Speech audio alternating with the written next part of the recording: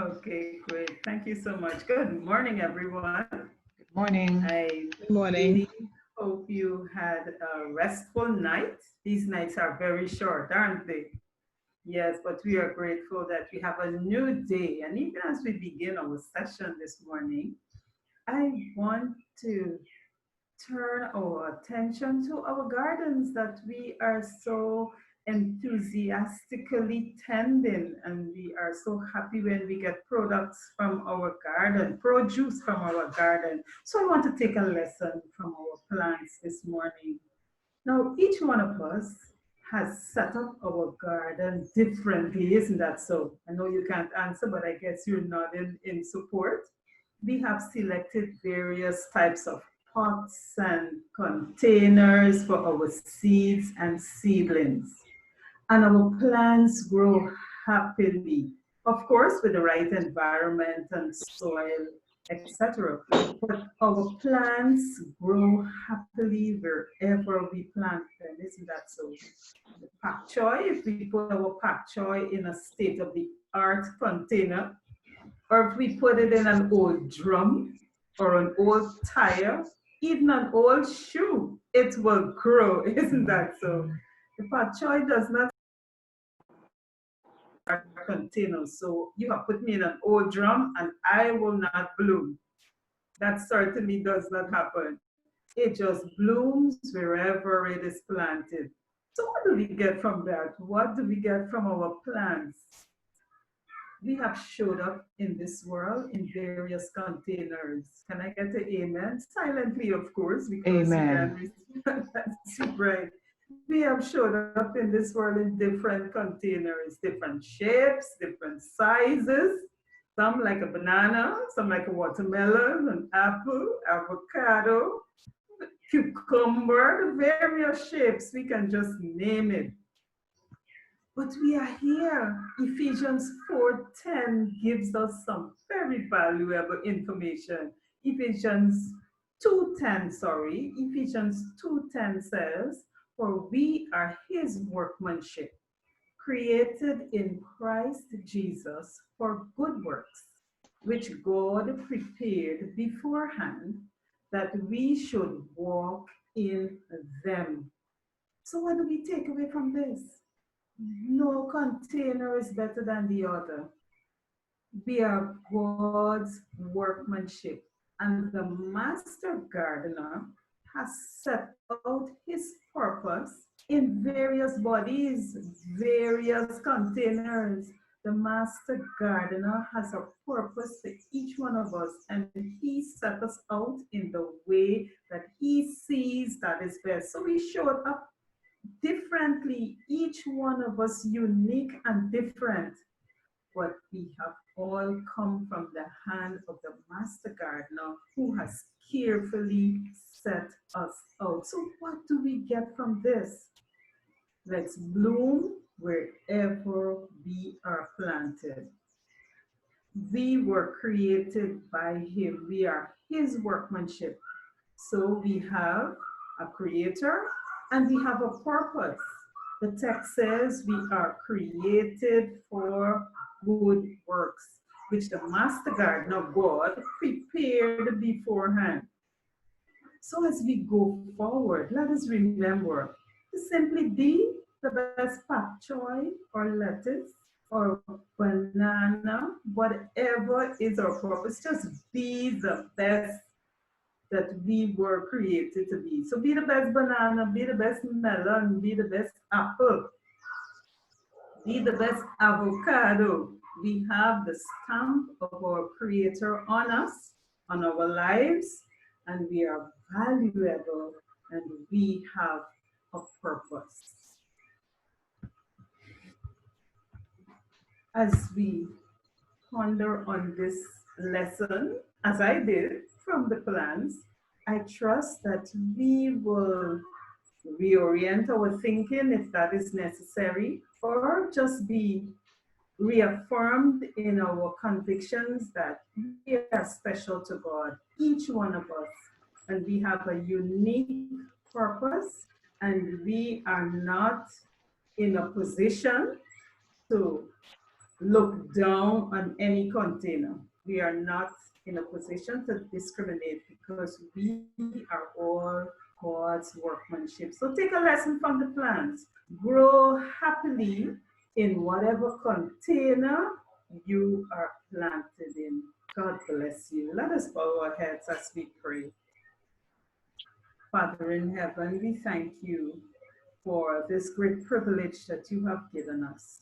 You have created us, you have put your stamp upon us, so we know that we are valuable, and you have created, you have provided a way for us to achieve even that which was lost at the beginning of time. So we thank you for your purpose that you have reminded us of again this morning. Bless each participant, bless each presenter, and together as we go forward, may we continue to give you praise and thanks in all that we do. In the name of Jesus, amen and amen. Amen. God bless you. Amen. Amen.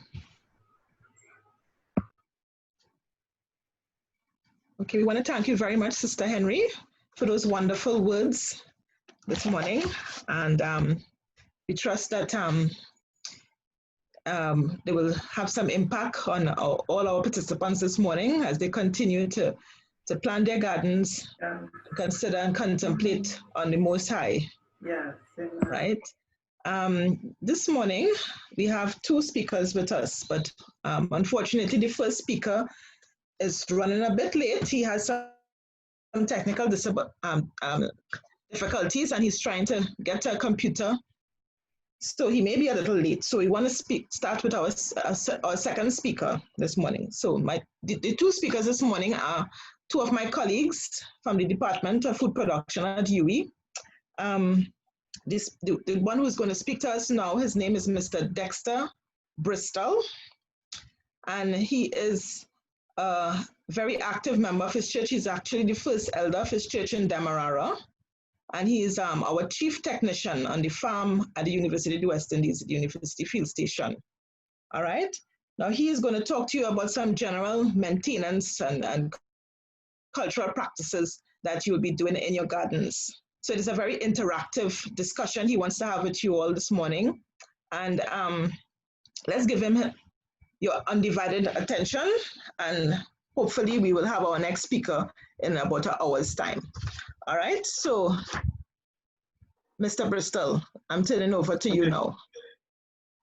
Okay, morning everyone. Is it possible you could turn off your, at least put on your mic so I can get some feedback? This virtual world is a challenge for me. So you can turn off your mic. Good morning, everyone. Good morning. Let me hear some voices. Good morning. Good morning. Good. Good morning. All right, so I'm going to my share screens. Good morning, it's good to hear that.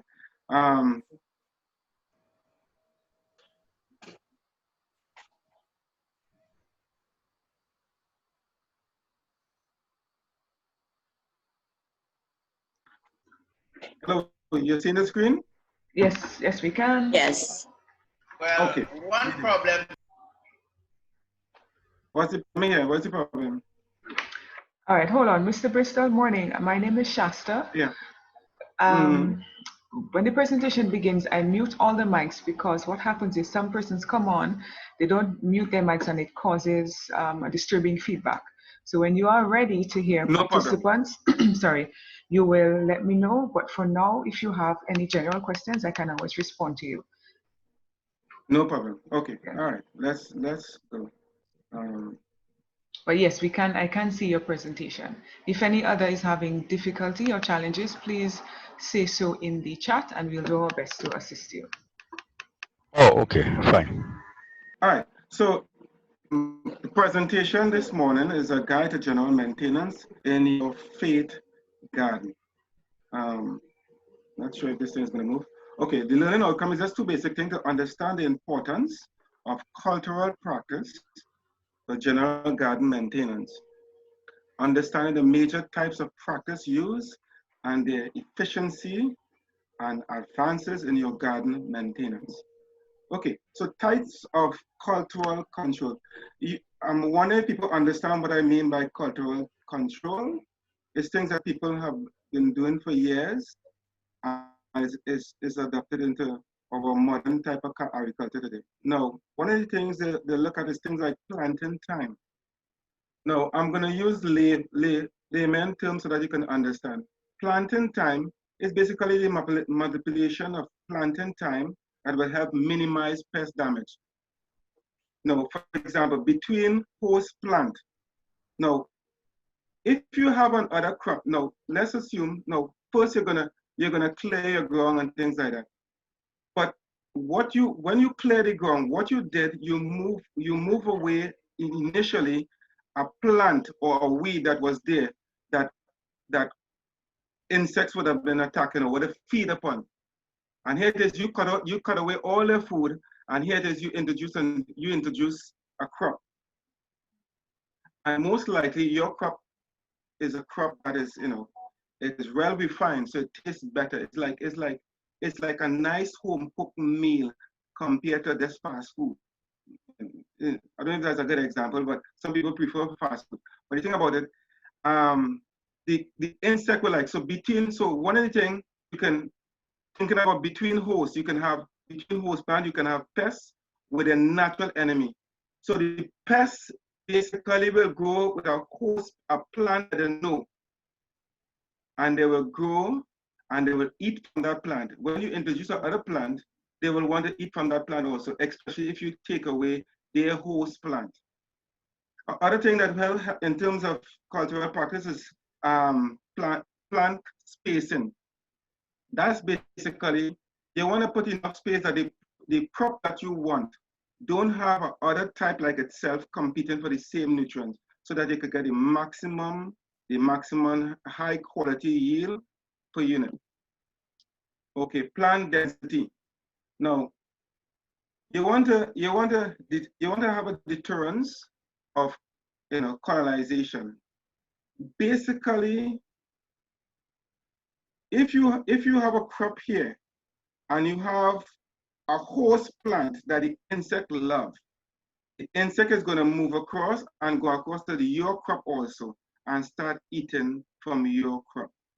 I hope you all understand what I'm trying to say. But if you use diversity of crops, you can increase your intercropping, you can increase your crop density, and if you increase your crop density, then you're going to have plants that creating a canopy that is going to shade off the weeds. Now, weeds want sun also, and weeds want rub the crop that you plant of the nutrients that you put in the ground also. So therefore, if you have a larger crop density, what I mean by that, you have plants closer to each other. Instead of having plants like maybe 3 feet apart, if you have the plants just like 1 feet apart. And when you have like intercropping, you put different plants that have different smells. Insects are attracted to the host plant based on the scent that it gives off. So if you have a plant that have a difference and the insect is confused the same way, okay, its host plant is not it, or a plant that is similar to the host plant, which is what you grow. Right? Then you can have tape cropping. Tape cropping is it's like putting on plants that will attract your insect. So let's say you have an insect that like cabbage, and the same insect that like cabbage like cauliflower. But let's say the insect have more preference to cabbage. If you can have an actual bed that you can have the insect going under there, they can destroy that entire crop so that you have all the insects colonize on that side and you destroy them. That's one way, right?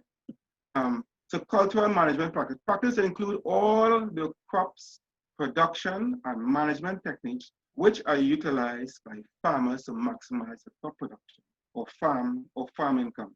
It includes decision on crops, the variety to be grown, the time and planting, tillage, field and crops sanitation, application of fertilizer and irrigation, harvesting time, and procedure. Manipulation of these practices for reducing and avoiding pest damage to crop is known as a cultural control. Cultural management practice continue. The purpose of the cultural control is to make the environment less favorable for the pests and more favorable for the for its natural enemies. Now, all pests that you have, not much so in weeds, but in terms of insects, they have a natural enemy. And this is why sometimes insecticide is not the best thing to use, because you're killing both the pests that you want to get rid of and the natural enemies. And then the pests most of the time produce more offsprings, and they may come back again, and then the natural enemies don't produce that amount of offspring. So the pest is always ahead of them. Hope you understand what I'm saying. Water in practice, how often? When? Morning and evening. You have to watch for moles and avoid overwatering. Now, I just want to have a little interaction in terms, if you could put on some mic. Anybody ever saw what is like white fly? It's like a little fly that is white, and it looked like a little angel. At least when I was small, I thought it was an angel. Any feedback on that? Yes, I had planted cabbage, and when I lift up the cabbage leaves, once the white fly just flew out all the time, so the cabbage ended up dying. Okay, now the thing about white fly will lay the eggs, and the young one, and everything will hatch under the leaf to begin with. Interesting thing about white fly, if you disturb the leaf, they will fly off. So look at, even watering can be a cultural practice that can help get rid of white fly. White fly don't like when water comes at them looking like rain. So if you have a shower head watering system, and you're spraying water in your plants, and you disturb the white fly, the water is going to crush them to the ground. They're going to be in the water and they will drown. So that's going to get so if you decide you're going to water very early in the morning, white flies, they like to feed, and they like to mate and everything early in the morning and late in the evening. So if your watering practice is very early in the morning, you can actually get rid of some white fly. Is that okay? Everybody got that? Yes, Mr. Dexter, two persons said. Josephine said that she sees white flies on melon and tomato, and Mel B says she gets them on her broccoli. Okay, so I just give an idea that even watering practice, if you water very early in the morning and late in the evening, early in the morning and late in the evening, that's the time the white fly comes out and feed. You can actually get rid of white fly that way. That's a technique, right? So there are other techniques, in terms if you were to apply insecticide, it's preferred that you use a mist blower. A mist blower will cause the leaf to flutter, go up and down, so you get the under part of the leaf, so that you can kill the white fly. Other than that, you will have to get a spray can where you could get the nozzle below and try to wet under the leaf, which is pretty difficult, right? So morning and evening is good, and then you don't want to overwater, because when I look at you don't have holes, right? So you want to avoid overwatering. Okay, tinning. Anybody ever heard the term tinning before?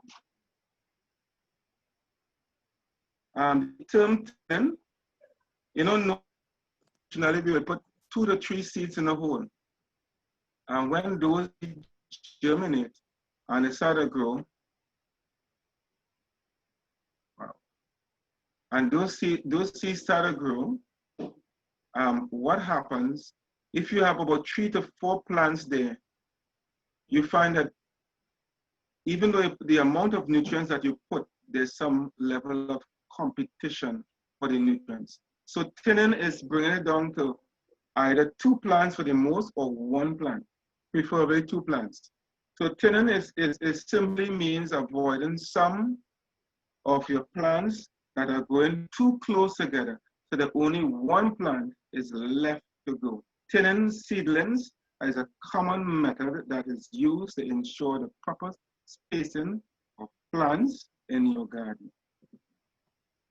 Okay, weed control. There are simple things that we use for weeds. Now, the thing about weeds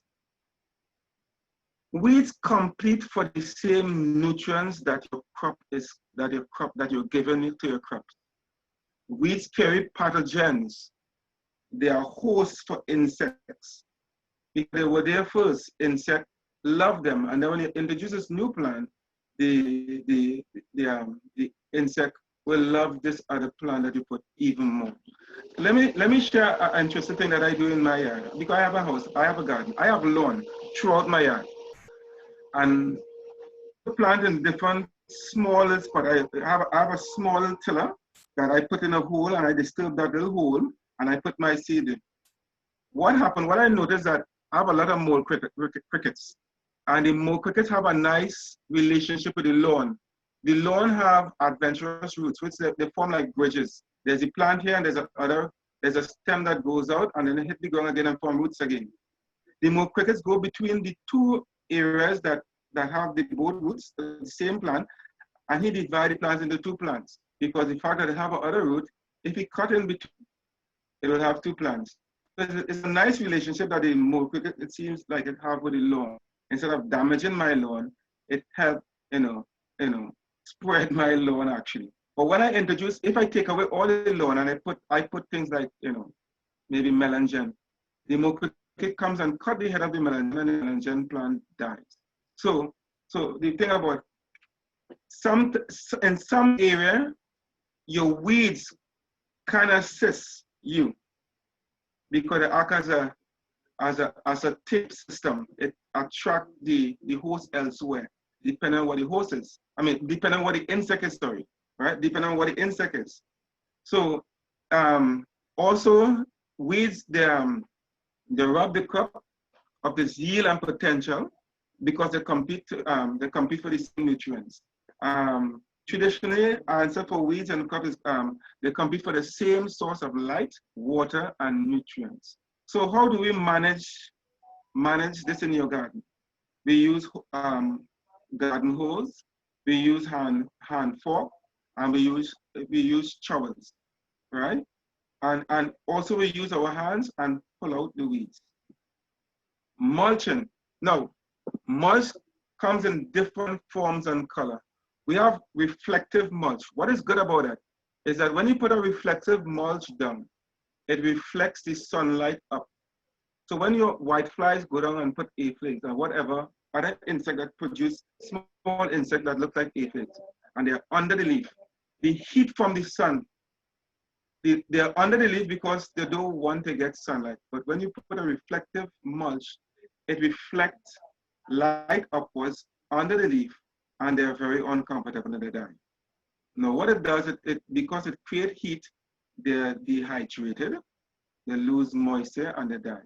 So covering soil with a layer of plant material, straws that can reduce weed growth, or sometimes attract their natural enemies. So mulching is good. For example, I grow corn in my yard, and I grow corn for the purpose because I love corn soup. And I take the corn stalk and I put the corn stalk between my melangen and my oco plants. And act as a mulch and it suppresses the weeds. So it's just of utilizing what in my yard as a mulch also. I also use plastic mulch, right? Okay, staking. Some plants need help because as they get low, as they grow up, staking helps them from bending to the point where they can break. So staking prevent the plant from, right? And if the plant breaks, it will stop growth. It can also be used to prevent fruits from beginning to rot as they sit on the ground. A lot of fungus, the fungus will attack the fruits. So staking helps the plant. Training the vine. Now, if you put in stake, you have to train the vine. You have to train the plant to climb up the vine or to climb up the stake. So training is basically provide support, and most crops cannot naturally grow and locate their stake for themselves. You have to be the eyes for the plant. So if you want cucumber to grow upwards, while the cucumber might have the part that it ties on, you need to locate that to the stake so that they can wrap around the stake so the cucumber will climb. Once you help the plant will do what you want it to do. Also, however, training helps the plant to achieve the following. It increases yield, It increase the plant capitalize on the sunlight. It cultivates more crops. It helps with the weed management. It also helps with harvesting. For those who have grown cucumber, anybody in the class is growing cucumber right now? Any feedback? Anybody try to grow cucumber going upwards? Yes. Okay. What you will notice that if you grow cucumber going upwards, you see the fruit. When it's growing on the ground, the fruit tends to hide from you. So sometimes the fruit is, is past the time that you will want to harvest it. And it reaches the stage that is to take for harvesting for seeds. Okay?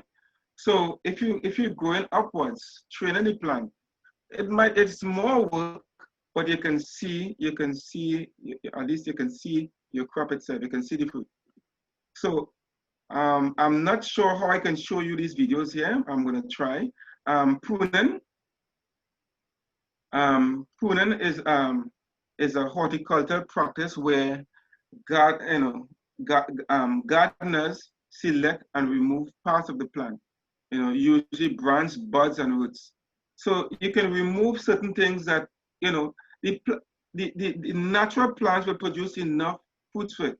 And if you have, other branches that come out, those branches, we call them suckers. What the suckers does, instead of the plant working on producing, the reproductive part, producing fruits, it had to give nutrients to the sucker. And the sucker takes a lot of nutrients from the plant rather than the plant producing fruits. And what we want is fruits, right? I'm not too sure how I can get this video to show, but I'm gonna take a try.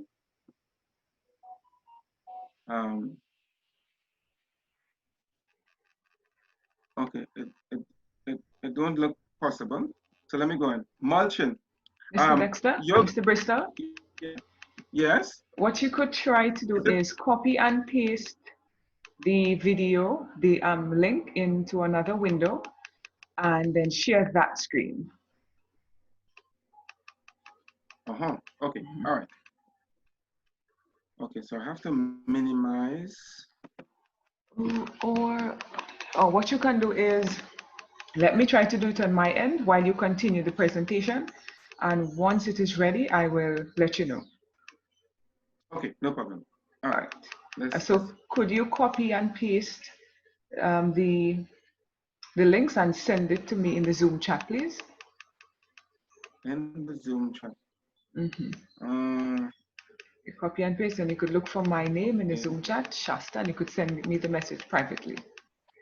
Ms. Green, I think I can do that and let him continue. Oh, great. Okay, good. Thank you. All right. Okay. Yes, awesome. Thank you. All right. Okay, so mulching is usually when the soils, molding is when the soil is scrape up and heap around the base of the plant.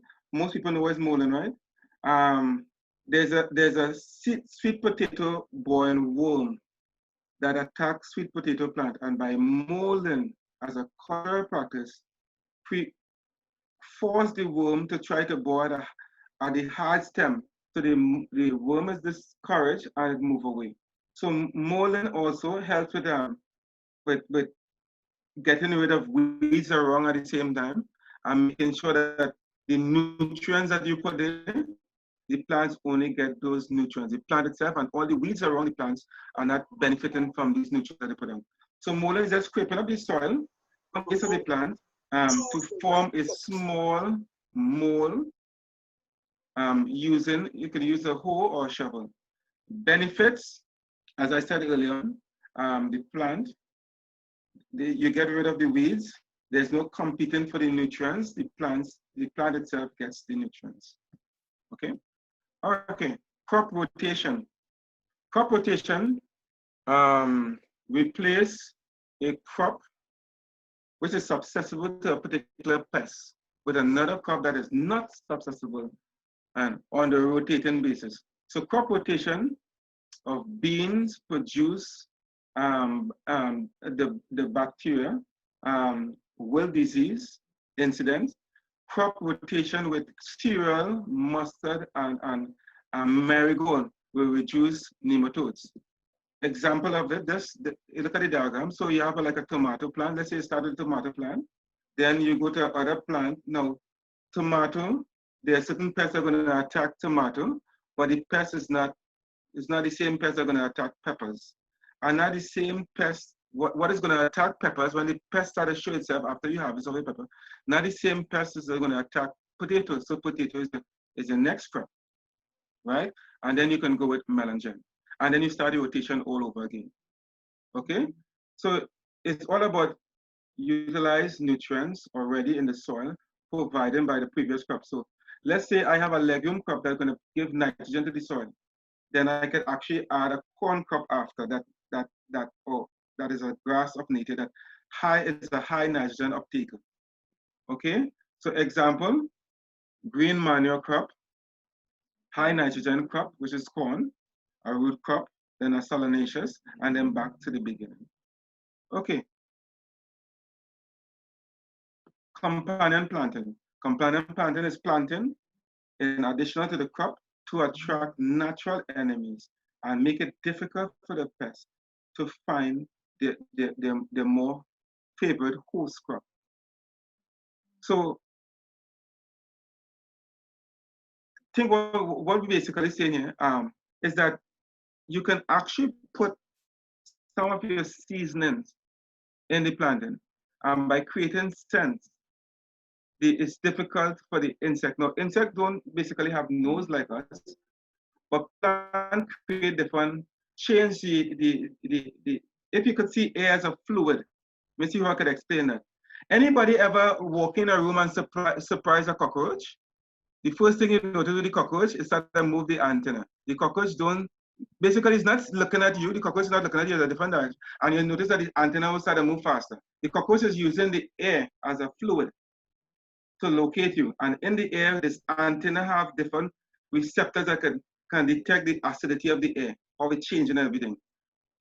And it can detect that something is large, small, dangerous, whatever, that is close by, right? Because as you enter the room, you create a ripple of air, and it goes to the roach. The roach can detect where you are. So nutrients matter. Excessive use of inorganic nitrogenous fertilizer create congenious condition for many pests, particularly sucking pests. So harvesting practice, let's go back. So last one is harvesting practices. Mr. Bristol, would yes? you like me to play the videos now? Let's finish this with harvesting practice. Like for example, tomatoes. Some tomatoes, if you leave the tomatoes to get totally ripe in the field, you find that you can get some insect damage. But if you pick the tomato where it is more or less now turning in color and pick it and carry it inside and put it in a container for it to continue ripening. Okay, you can show the videos now. Thank you.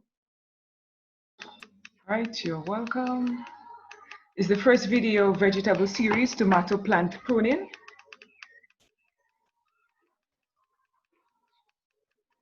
Yes. All right, okay, so 1 minute.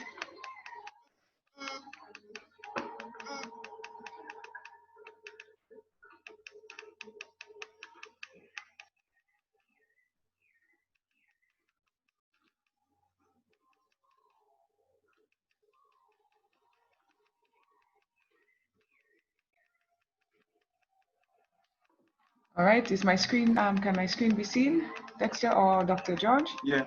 Awesome. I'm seeing it. Come to the greenery.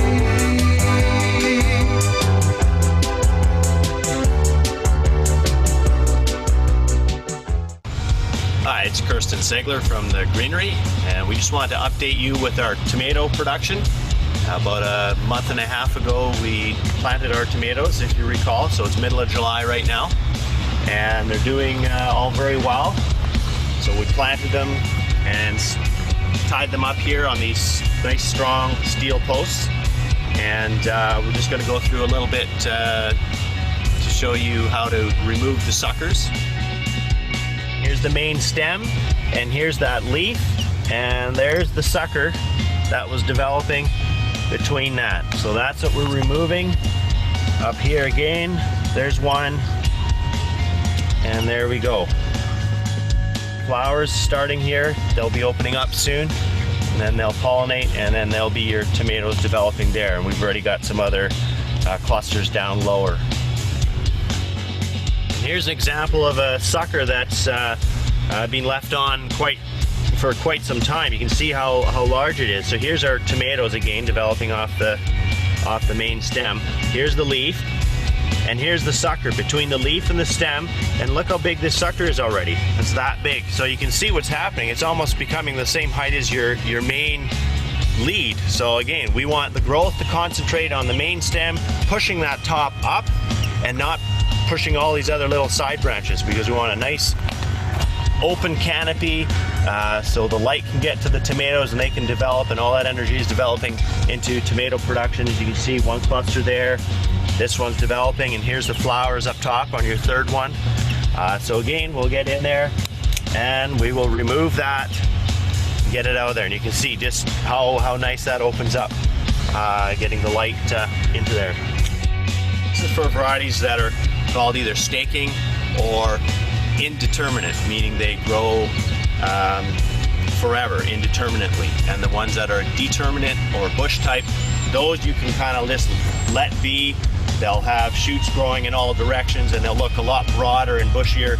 And with those types of tomatoes, you tend to use more of a cage system holding them up rather than a post like this. Here's an example of a cherry type tomato. This one is Sweet Gold. It's winning the race so far this year. It's nearly to the top of the steel pipe. So I just want to show you the example there, what we do.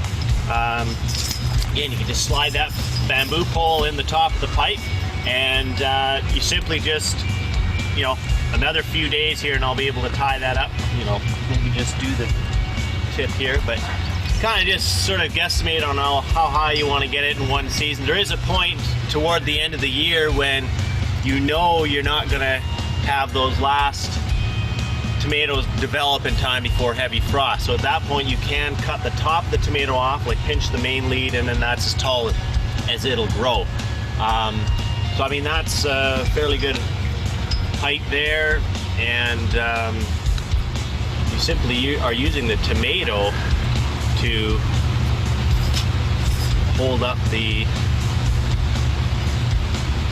this might be a bit small here, but there you go.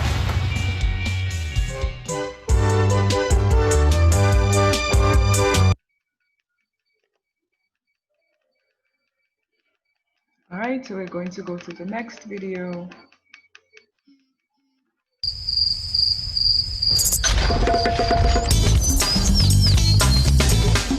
Hi, I'm Dave Epstein. This is Growing Wisdom. I'm here today with Susie Anderson. And Susie, where are we at Johnny Selected Seeds today? We are in a caterpillar tunnel today, and we're growing cucumbers in this caterpillar tunnel. It's a protected structure, somewhat between covering in the field and a hoop house. And why are the cucumbers all white? The cucumbers are white because we sprayed them with Surround to protect them from the cucumber beetle, which transmits bacterial wilt. So Susie, what are we going to do today? We're going to prune cucumbers. So you actually prune cucumbers? Yeah, if you grow them up, you got to prune them. All right, I'm interested to learn. All right, so we're training these cucumbers up on a trellis, and you train them to 1 liter. All right, so I'm going to let you prune the rest of this. Okay. Show us how it's done. All right, great. This is the node. Each node has a tendril, a fruit, a leaf, and a growth point. And what we want to do is take out the growth point only. We want to leave the fruit, the leaf to photosynthesize, the tendril to grab the trellis, but we want to take out this growth point. They're much easier to take out when they're littler. It's a very good idea not to let them get any bigger than, well, here's a good example. One that's gotten a little too big. If we go down the plant a little ways to this node here, we've got the fruit, the leaf, the tendril, and here's a growth point that's gotten a little too big. And what you want to do is take a pair of pruners or a sharp fingernail and just pinch bigger ones out so you don't injure the plant. Susie, if someone's watching this video and they're halfway through the garden season, do you recommend that they start doing this or just wait until next year? Where the plant is actually being trellised at the top, they can start up there. They can prune out those lateral growth points at each node. So Susie, we just looked at how a market farmer or a small farm might prune, and this is for home gardeners, isn't it? It is, yep. Yeah, this is a container cucumber, and they can prune their cucumber just as we outlined earlier, and I thought what we could do is show a little pruning on the container cucumber. There are 2 plants in here, and I've trained them to grow up these bamboo stakes. Here at this node, we've got tendril, and the fruit is back here. Here's the leaf, and the growth point needs to come out. So we're just going to pull that right out. All right, I think I got it. So what you're doing is from the time you transplant all the way until this reaches the top of your support, I'm basically pruning the lateral growth point between the leaf, the tendril, and the fruit. That's right. That simple. Yes, it is. Well, thank you very much, Susie. This was a pleasure, and I really learned something new, and hopefully you did as well. Come back every week for all of our tips and helps at Growing Wisdom.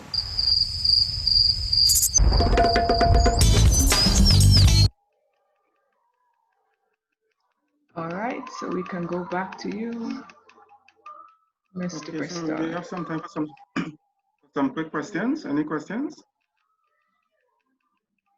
based on the presentation? Bristol, would you like to share your screen again, please? Hello, good morning. I am trying to find out exactly what the plastic mulch is. Do you just strip up plastic and make it into mulch, or what? Okay. Actually, you can go to the garden shop and buy plastic mulch, and you can buy the reflective type, and you can buy the non-reflective type right in the garden shop. Or you can use, I've seen people use cardboard boxes. They put it over the soil, they bore holes, and it actually keeps weeds totally away from the crop. If you could get enough cardboard, if it's a small garden you have and you're going to use, it's a small area, and you can get enough cardboard boxes that you can spread over, you can actually use that. Does that answer your question? Hello? Yes, thank you. Okay. Thank you very much. I always get cardboard boxes. Okay. That's easy to obtain. Right. I've seen students had project with using shred paper and newspaper, but somehow it don't last long in the field. Cardboard boxes actually last long. Okay. All right. Any more questions? Yes, Leticia is asking, can sawdust be used as well? Sawdust will use, it's gonna end up being like a more or less an organic material. They're gonna add to your soil. They're gonna add, organic material to your soil. Initially, you're gonna use, but weeds tend to like that too because adding nutrients to the soil, and they're gonna bore through that just like any What you want something that's gonna be difficult to bore through, that is gonna avoid total sunlight.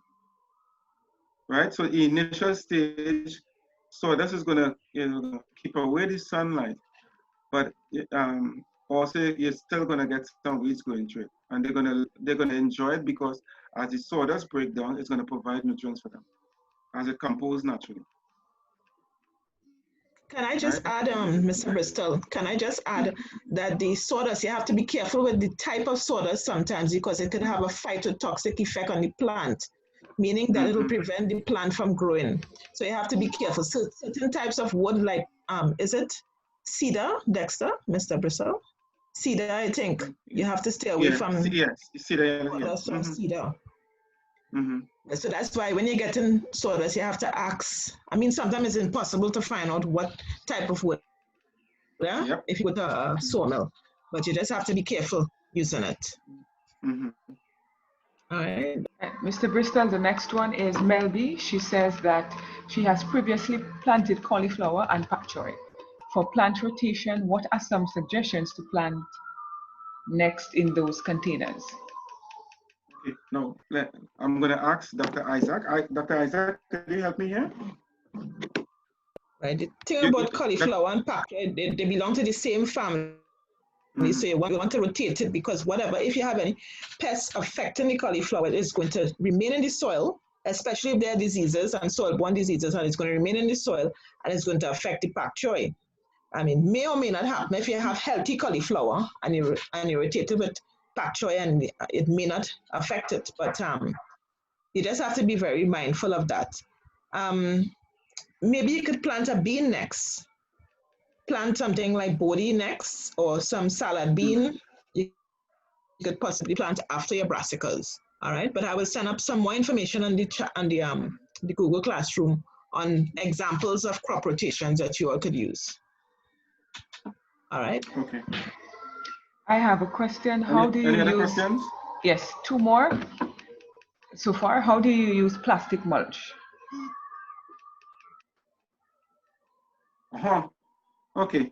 The first thing we'll do, you'll prepare the land as if you're going to put on any other crop. You're going to clear the land and everything, and then you place the plastic mulch over where you're going to put a crop. You're going to tuck it in under the soil so that the wind. If it's windy, or the breeze is going to rip the plastic off the ground. So you're going to tuck it in. There are staples that comes with it that you can staple it in the soil. Okay, so it's this itself is anchored in the soil, and then you put holes. You bore nice precision holes, and you bore a hole. If you're going to put direct seeds, you put the seeds in it, and you're going to grow, and you're going to come through that little hole that you put in the plastic mulch itself and come up.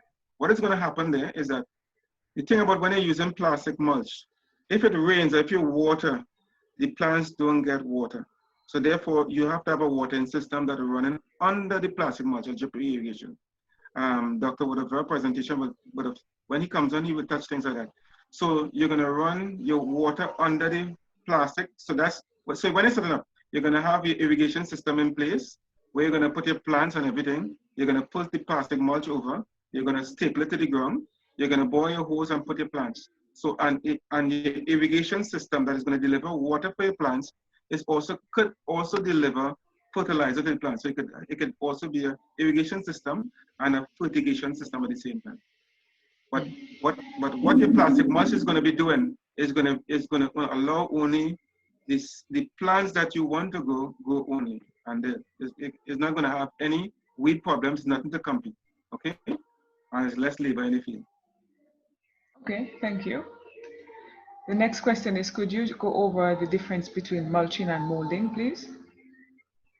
Okay, mulching is actually physically putting something like plastic, and there are mulch that allow water to go through to it. There are mulch that are it's plastic that is kind of woven together that you can actually irrigate the plants from up on top, right? But your mulch is just something that you're going to put on the ground that is going to block off sunlight, where you're going to put a hole to allow your plants to go through that hole. So only your plant alone getting sunlight. Everything around the plant is not getting sunlight. And because the weeds are not getting sunlight, they cannot grow and they cannot utilize the nutrients that you're giving your plant. Okay, that's with mulching. Molding is taking soil around the plant and scraping up to the stem of your plant. Right? You can actually do it in a rung, or you can do it in a furrow on sides alone. So let's say you have a row of plant, you can pull soil on let's say left of the plant and right of the plant, or east of the plant and west from the plant, right? Leaving and bringing a furrow onto the plant, like a bank. Or you can actually go right around it and put a little bulgy, mountain right around your plant. By doing that, the weeds that were close to the plant, it will suppress them in the sense that they're not going to get sunlight and they will die. But eventually they're going to bore through the soil. But at least the plant itself will get a canopy up that the plant can produce. Hope that answers your question. Yes, thank you. If there are any more questions or comments, you all could place it in the chat, or you could unmute your mics and speak with Mr. Bristol directly. Okay.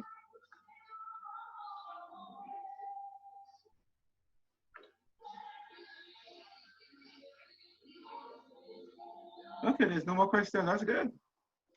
Right class.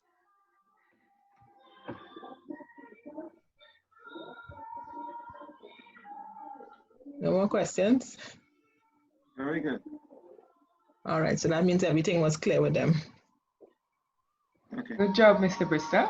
All right, thank you. Thank you very much, Mr. Bristol. Thank you for sharing your knowledge with us this morning. So I'm hoping that if there are any questions during the week, because we have some participants who are not here with us this morning, I'm seeing only 50 participants. During the week, some more questions might come up. All right, so I'm going to ask Mr. Bristol to be on call. Anytime this week, we might call on him to answer some questions. All right, thank you very much again, Mr. Bristol. I'm seeing Dr. Wuddivira is with us this morning. I don't know if he has a camera, if he can show himself. I saw him earlier.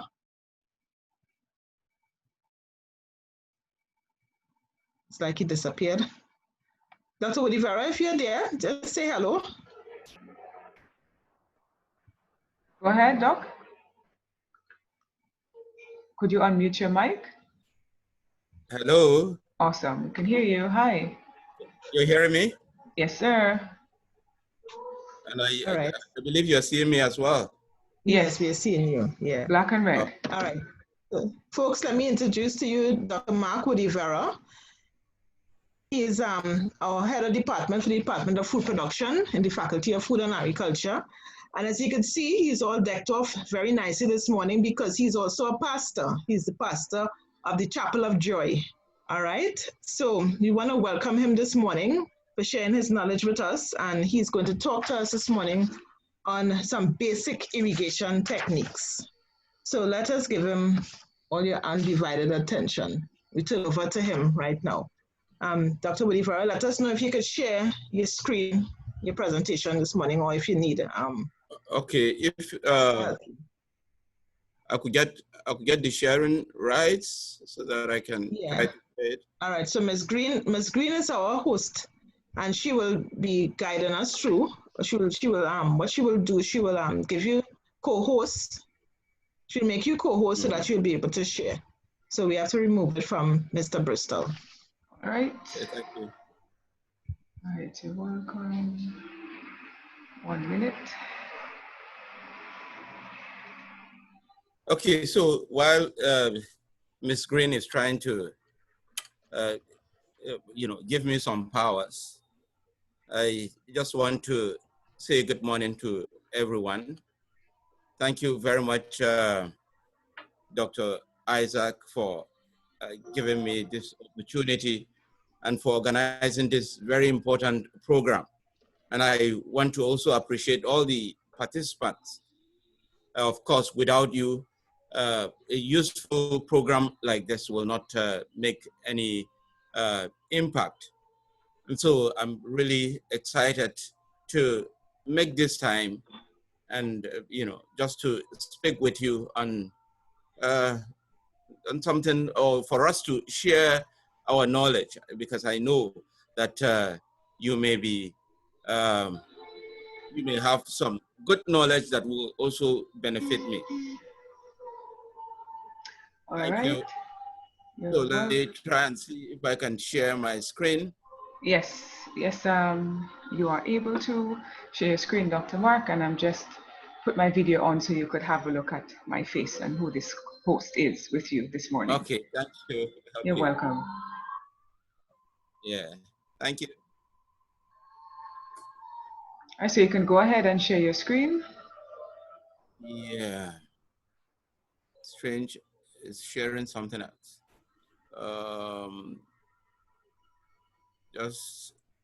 Just a minute. Let me see whether I understand how to.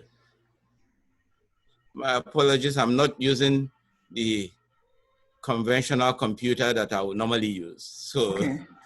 Using something here. So trying to see.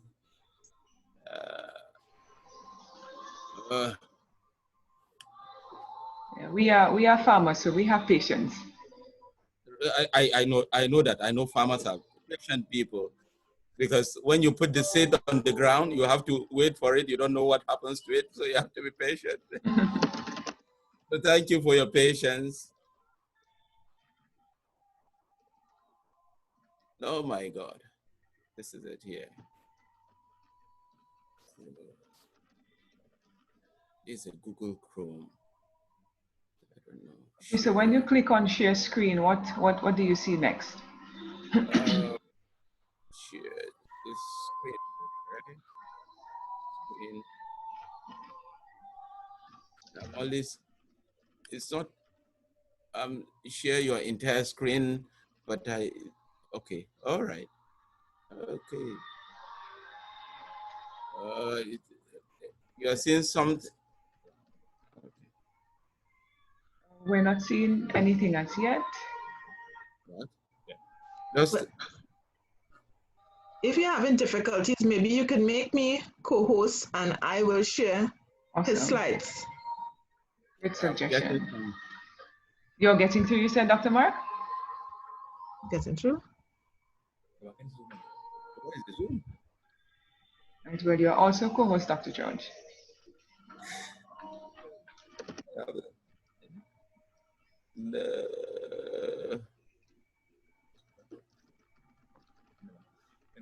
Yes.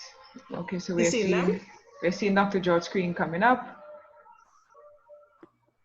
We're not seeing anything as yet, just a blank screen.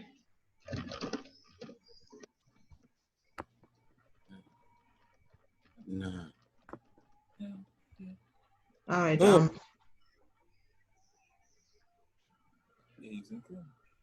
Yeah.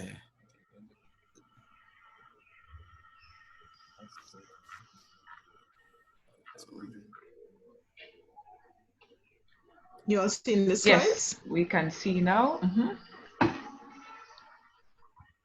Yeah. All right. Oh.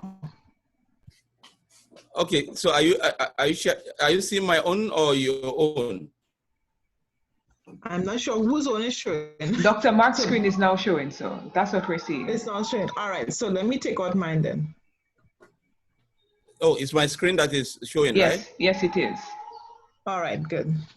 Question, Dr. Mark, would you like your video to be shown while you're presenting, your Zoom video? It doesn't matter, you know, it doesn't matter.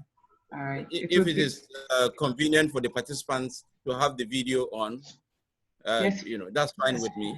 We like to see you. Right? Okay, so thank you again, and I'll be speaking this morning on sustainable vegetable production basics. So we're just going through the basics. That was what I was asked to do. So we're not going into anything too much technical. And Dr. Mark, before you begin, could you start sharing your video, please? You're not seeing my video? Not your Zoom video, not the presentation, but your Zoom video.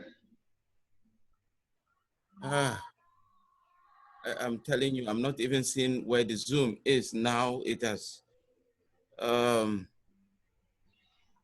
computer is just, just a second.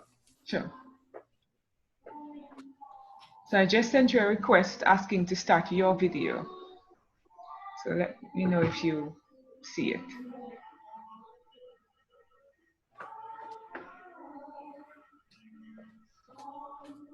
Sorry, I'm getting some technical help here. Great. Where will I mute and whatever? I'm not seeing it. I believe on that screen, if you're on the Zoom screen and you go to the bottom, right. There it is. So click on Start My Video. That video. Right. And then return to your shared screen. Okay. So you're seeing the video now? Yes, I can see your Zoom video, and now I can also see the presentation. You're seeing it? Yes, I see both you and the presentation. Hello? Yes, I can see you. Hello? Yes, can you hear me? Let's go back to the Zoom. What are you? Okay, so it's all done. Can you hear me, Dr. Mark?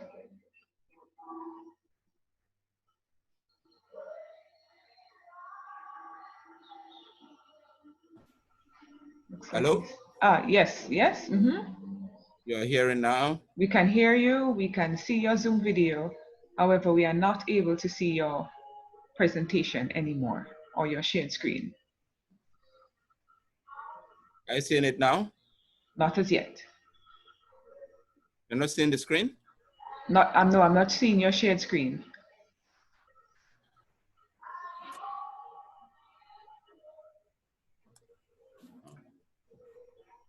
Okay, it's coming. All right, good. So we can see your shared screen. You can see it now, right? Yes. Okay. Okay, so you're seeing the video, you're seeing the screen. We can see the screen. We are not seeing your video, but that's okay. Because Yeah, of the technical challenges, we'll opt that option out for now. I'm using a Google Chrome computer, and you know, I don't really understand too much of the technicalities on the computer. So as long as you are hearing me, I think yes, we'll just. Yes, we can. All right, okay. Go ahead. All right. So we're going to be looking at the basics of irrigation techniques this morning. And of course, we will try to, there are a few things that we will have to, let me just show you. I don't know how we ended here, but you just have to be patient with me with the computer that I'm using. Just trying to familiarize myself. All right. Mm-hmm. Yeah. So in this lecture this morning, we will want you to understand the global water situation and the need for irrigation, because most times, particularly in a region or in a humid tropical region like ours,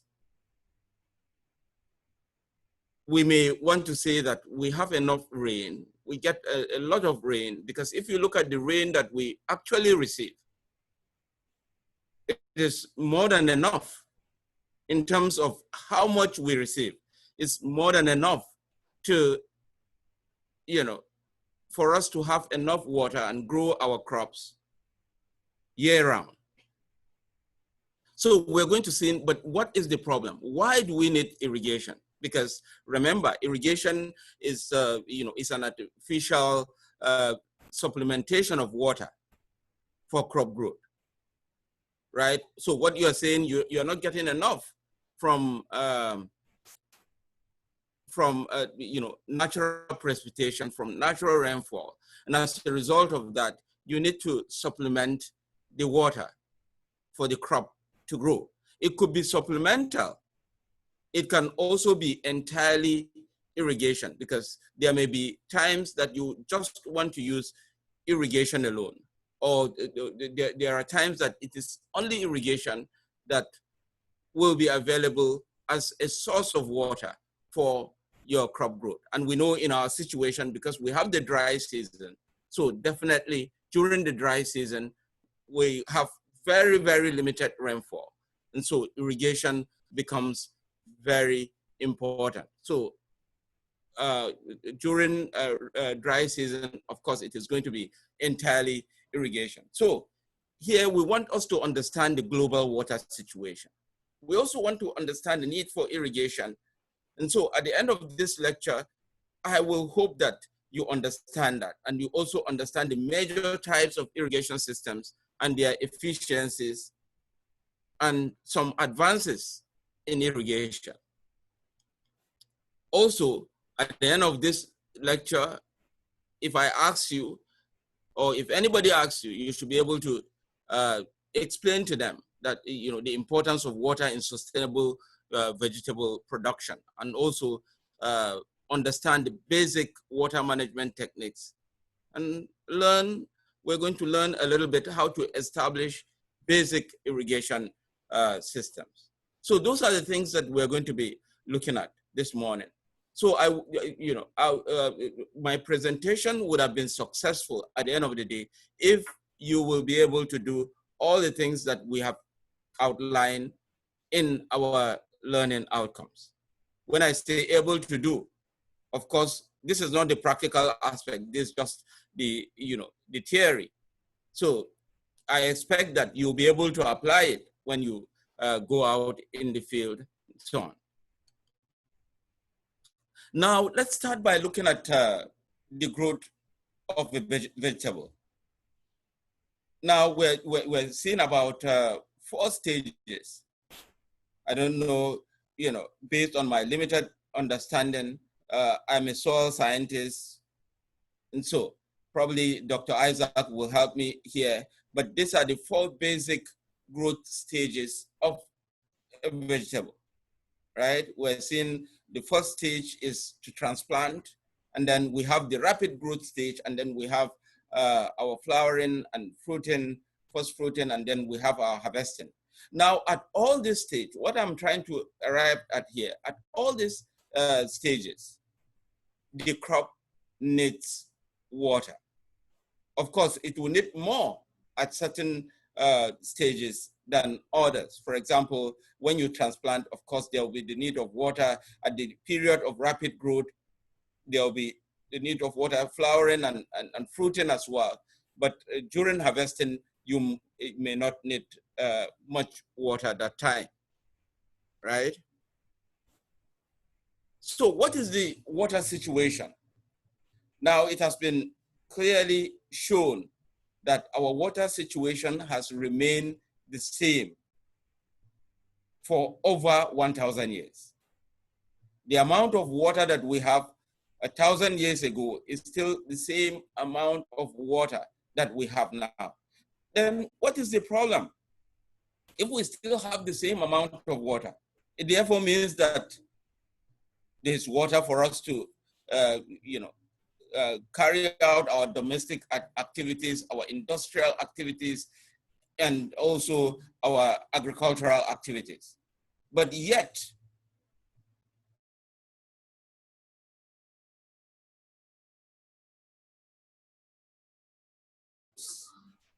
abound everywhere, in this planet. Water situation, difficulty of water, we must have experienced it as well. And we see other countries where water has become, a very serious problem, waterborne disease, resulting to a lot of waterborne diseases and so on. So what is the problem? If the same amount of water, if the amount of water has not changed, then what is the problem?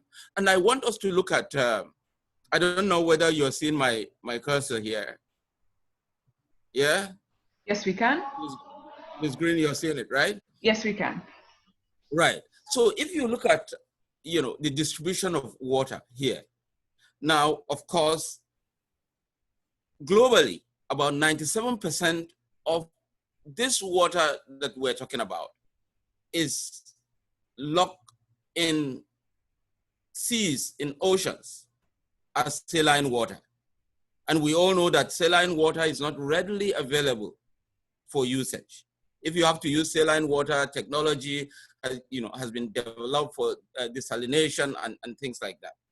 But saline water is, constitute about 97%. And as an island, of course, nobody needs to tell us that, because we're surrounded by seas and with abundance of water everywhere that we cannot just go and use. We can go and bathe there, go to the beach and so on, but we cannot use it as drinking water. We cannot use it for irrigation and, for growing our crops and things like that. And it is only 3% of the global amount of water that is fresh. You're seeing it? Just 3%. 97% is not fresh, it's saline.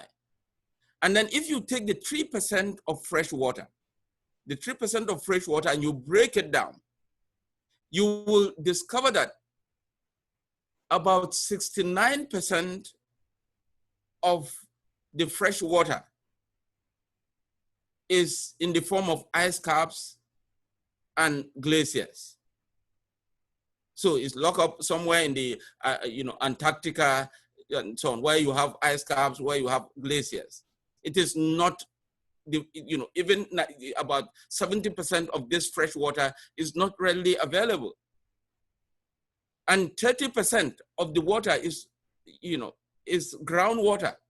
Only 0.9% of the fresh water is readily available as surface water. Now, if we take the surface water that is readily available and we break it down,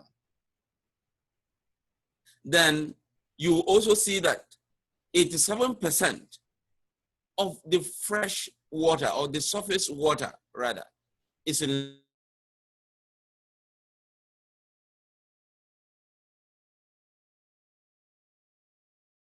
so we can see the distribution of the difficulty that we find ourselves in spite of this abundance of water that we have. Now, also, this limited fresh water that we have has also been constantly, because of the way we use the water, we have also converted this same water to other forms of water that are not readily available. So the quality of our fresh water has also declined because of anthropogenic activities, some human activities in the way we use this water. Now, I also want to introduce to you the concept of the global water balance. There's what we call water balance. Water balance simply means that what you input is equals to the output, right? What is coming in is equals to what is going out. If you have, I don't know, you may have done a little chemistry or integrated science, and you must have heard about a balance equation. A balance equation simply means that what you have on the left-hand side of the equation is equals to what you have in the right-hand side of the equation.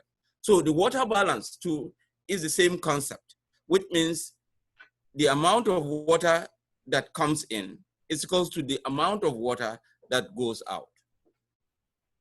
Now, in our own situation, we know the major input of water is through precipitation, through rainfall. That's the major, source of water. So, and as water precipitates on the ground, or on the ground surface, it falls not necessarily on the soil surface. It could, most of it will fall in the sea, as we can see. Most of it will fall in the sea, and some of it will fall on the ground or on the land surface. And this water is lost by evaporation, is lost also by transpiration from plants. It is also lost by, via runoff.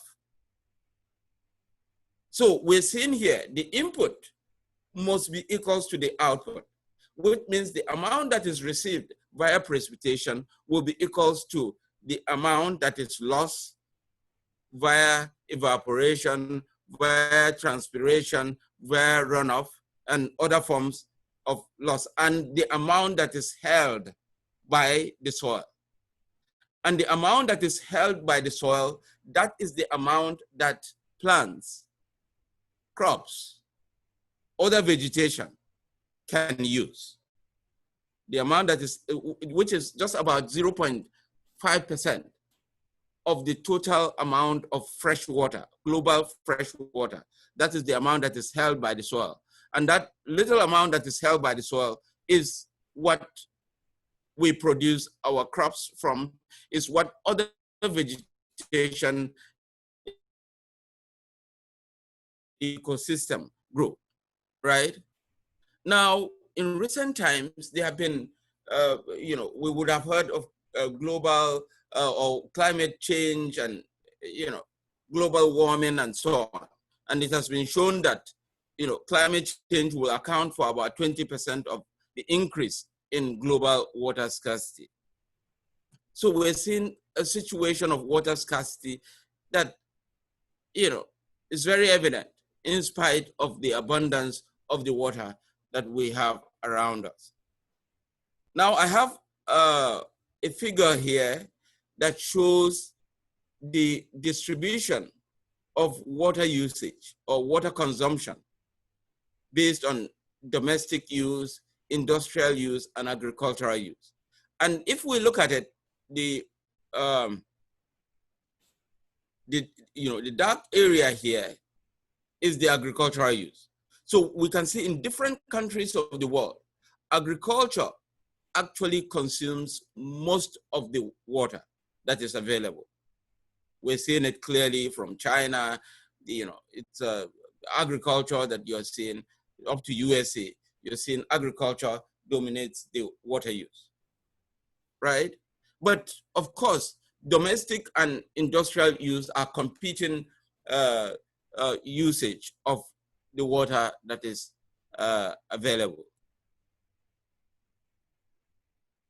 Now, why do we need irrigation? Why do we need irrigation? And we need irrigation because of all that I've explained so far. We need irrigation because even in the humid tropics where we are, we don't have year-round rainfall. We have marked dry season and rainy season. So during the dry season, you don't have much rain, and as a result of that, you need irrigation. And even during the rainy season, we have dry spells in between. And during those times, if you don't irrigate, then your crop will suffer, particularly when you are looking at vegetables. Vegetables, we all know that vegetables, will need water because they are herbaceous in nature. It is water that keeps them, sugar pressure. That's what keeps them standing, and that's what helps them to produce. So we need irrigation, definitely, because we don't have enough rainfall. Some of the reasons why we need irrigation is because of population growth. Of course, if we have to meet the need, the food need of the teeming population, we cannot just rely on rainfall. And we have a number of areas that are arid and semi-arid, dry areas where, in some of those places, or in all those places, in arid and semi-arid areas, there's sole dependence on irrigation for crop production, right? And if we have to expand agriculture in order to meet the need, the food need of the people, then of course we have to irrigate, right? And we're seeing already globally, irrigation uses about 60-70% of our global water supply. Talking about the water that is readily available, fresh water. We also need irrigation in areas of interest. That's where water is scarce. And also you have areas where you have marginal quality water that is used for irrigation, right? You can also use marginal quality water, but in that case, you have to ensure that there's proper, plans in place in order to ensure that the crops that are being grown there are crops that can tolerate marginal quality water, right? So we're seeing clearly that for us to increase yield, for us to reduce environmental pollution and so on, irrigation becomes important. And we know agriculture is one of the, one of the culprits of, affecting the environmental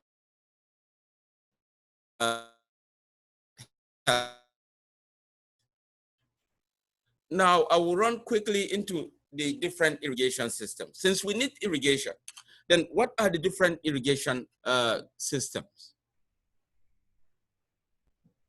As you can see here, we have a number of irrigation systems. We have the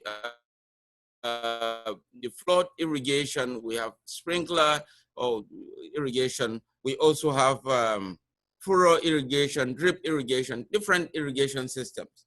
Now, these different irrigation systems are irrigation systems that have been used over the years to produce vegetables and other crops. Now, the flood irrigation system has its own problem. It is not efficient. Flood simply means that you just release the water to the field. Flood the field with water, and of course, when you flood the field, there are attendant problems. For example, you can have waterlogging problems. As we can see, water can lock the area, which means that there will be reduction in the amount of oxygen in the soil.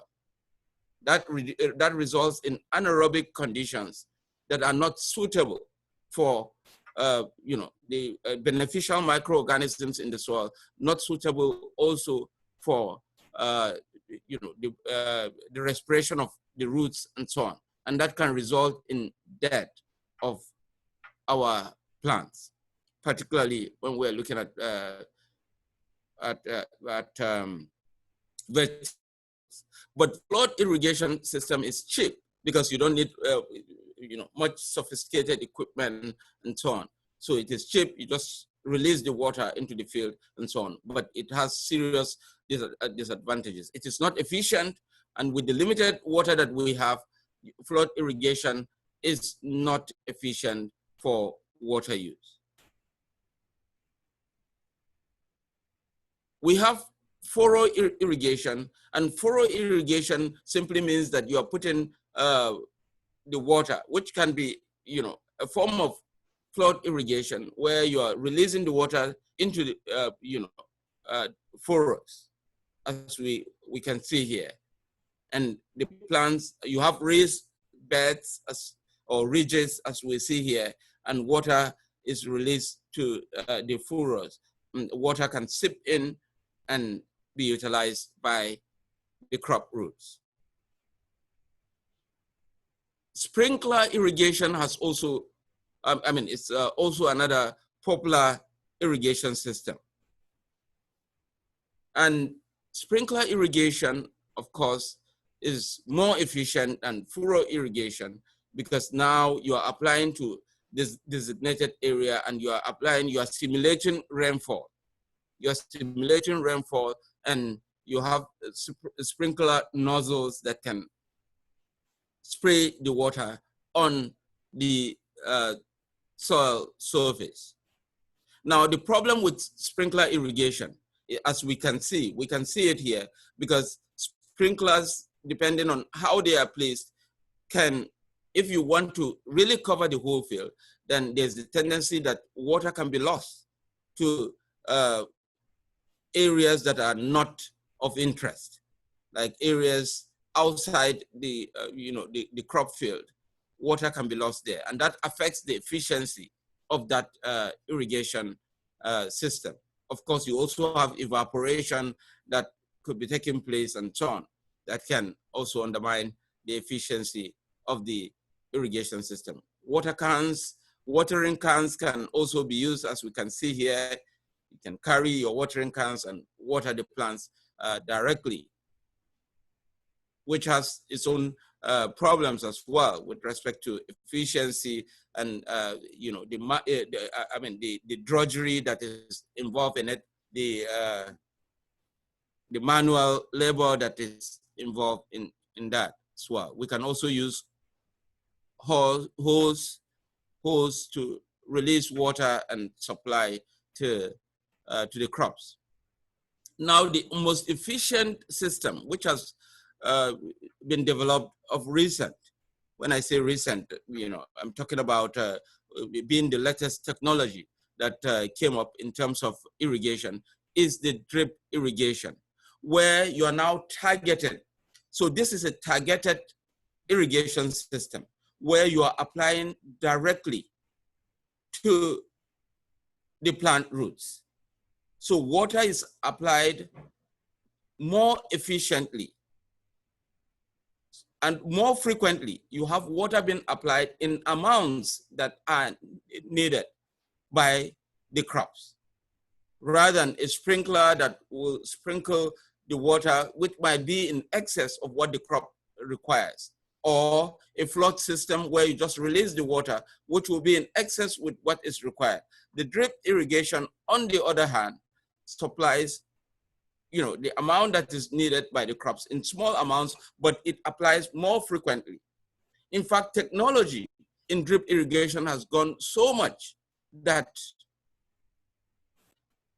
the crop, gadgets are placed so that water is only supplied when the crop is in need of water.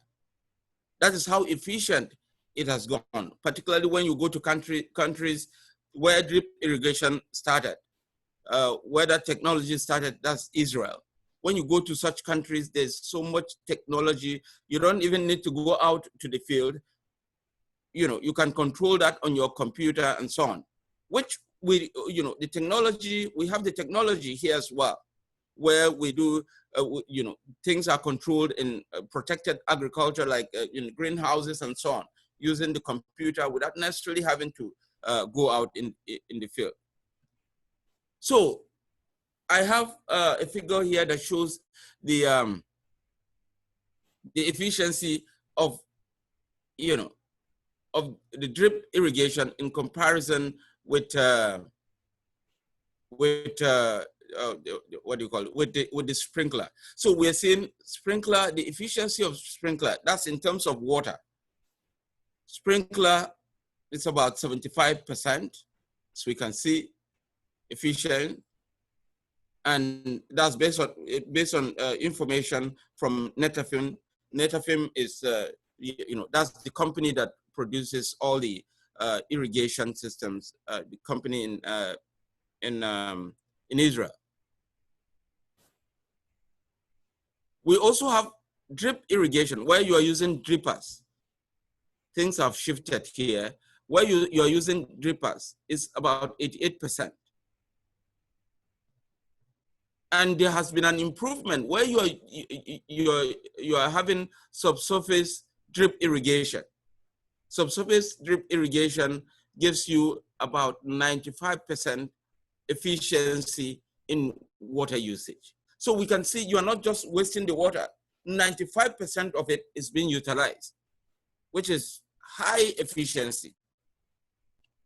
So particularly for vegetables, this is a system that is very, very amenable, particularly when we're looking at water. Remember, it's not just, even if you have the water in abundance, remember, just applying it to the soil may affect the quality of the soil, may affect the quality of your production. So the efficiency here is not just to conserve water, but also to protect the the soil organisms, to also protect the nutrients that are in the soil. Now, I want to speak on some of the basic water management techniques, because what we're discussing here, some of the things might not be readily affordable depending on your financial strength as a farmer. But there are some basic methods that we can use, or depending on how, the scale of your production, there are some basic methods that we can use. But I want us to look at water management techniques, some of the water management techniques. Now we're seeing here, or in water management generally, what we're trying to do is to minimize water loss via evaporation. We want to also increase the water holding capacity in the soil. we want to also increase water infiltration and reduce runoff. So when you are applying the water,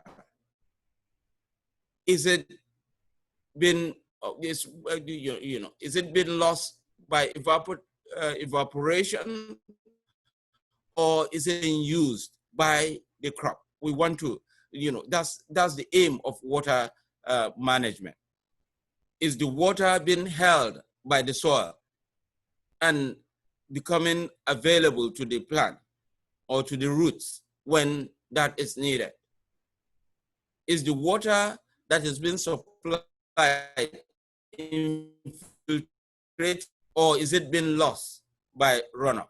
So these are some of the techniques that we want to look at. And we also want to, how do we use water efficiently through cheap irrigation systems? And if we have some time, maybe we can speak about water harvesting and things like that. So if we look at this system that I have here, we're seeing some plastic system or some, a system here that is used particularly, not necessarily for, it could be used for vegetable, but mostly for maybe tree crops. We're seeing a plastic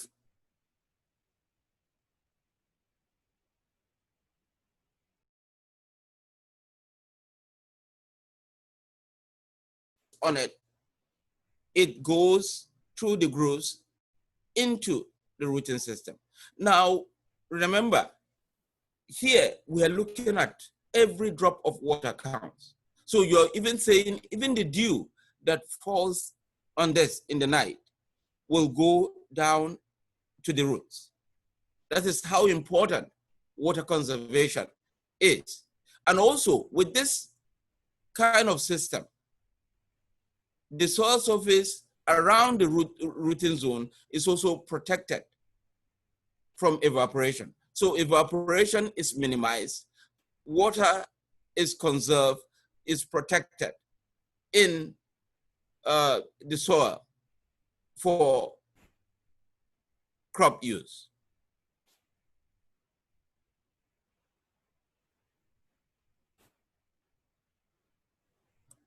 Now, let's look at water distribution in the soil. When you are using drippers, this is what happens. Because it is right, like I said, it is right by the rooting zone. Now, water is supplied from the dripper into the soil, and there's it expands in the soil and form a bulb, like a bulb-like situation, as we're seeing here, like an onion. It expands around the root zone, and water, of course, water goes down under gravity, and also you have water that can, move laterally. And water can also come up by capillary rise to the crop. Excuse me.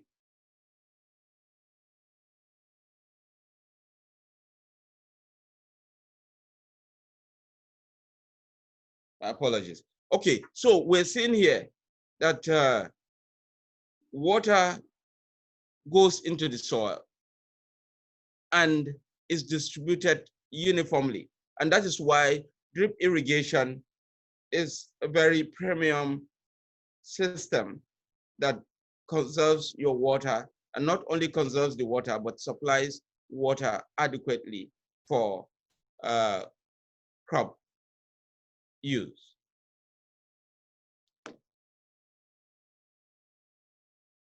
Now, what are some of the advantages of drip irrigation?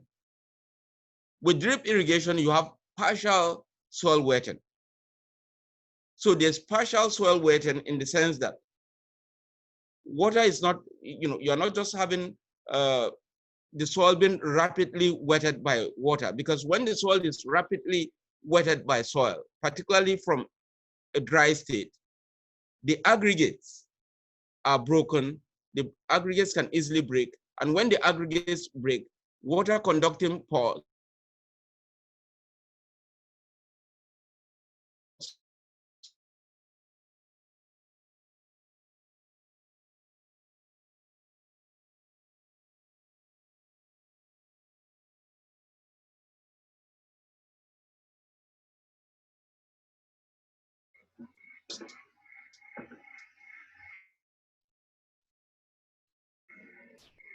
Dr. Mark, we lost you probably for the past 2 minutes.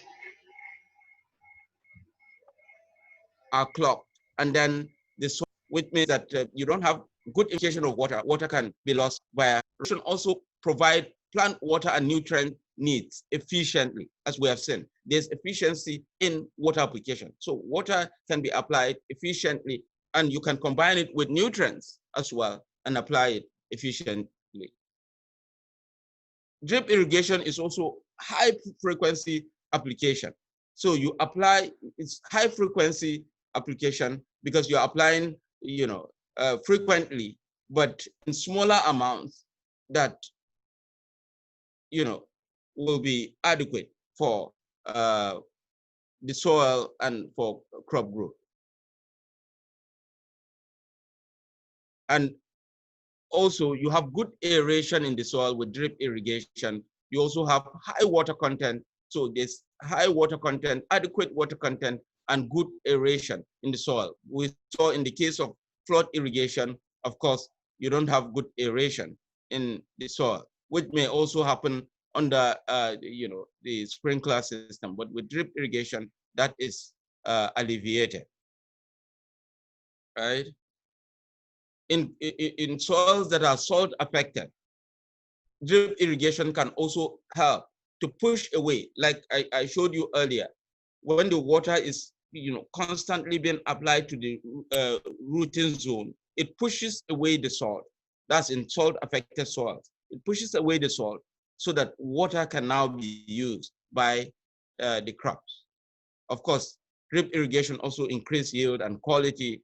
It makes it reduces water wastage because it reduces water use and you have more efficient use of water. Runoff becomes lower. You have precise water application or water placement at the roots. It also reduces weed growth because water is not just being applied in areas that are not needed. And so as a result of that, weed growth is also reduced. It also decreased the problems of fungi and bacteria, and it also promotes soil water moisture distribution. Just a minute, please. All right, no problem. Yeah, go ahead. Yeah. Yeah, I'll come and discuss with you. Let me finish. Yeah.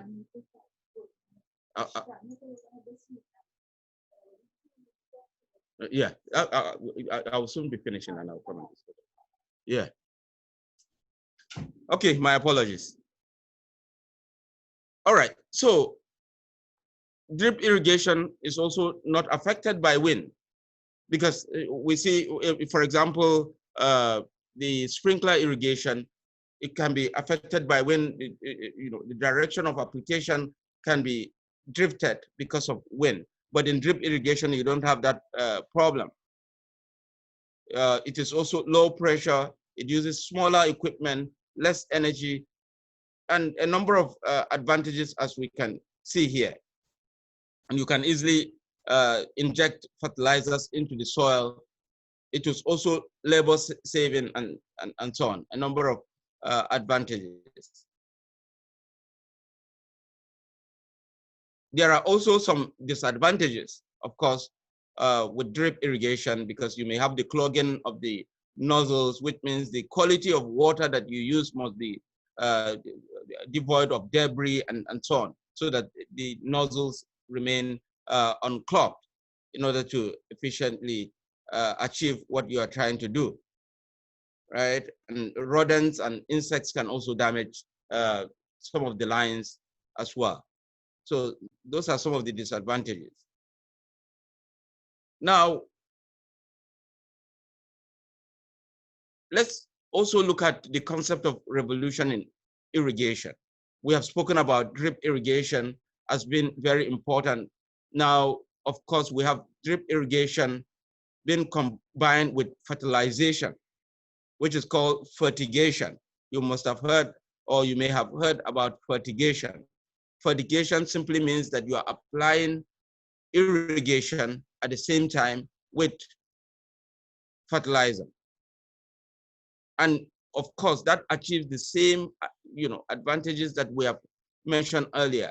You see, you're not just applying fertilizers because, at times as farmers, what we do is just to,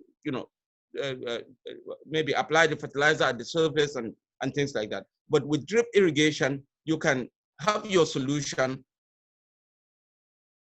and apply it together, as irrigation water to the crop. So you can apply your nitrogen, your potassium, your phosphorus, and so on, via fertigation. So that's one of the advances in irrigation. And that has been achieved very well, and it has been done efficiently. It increases water efficiency, it increases nutrient efficiency as well.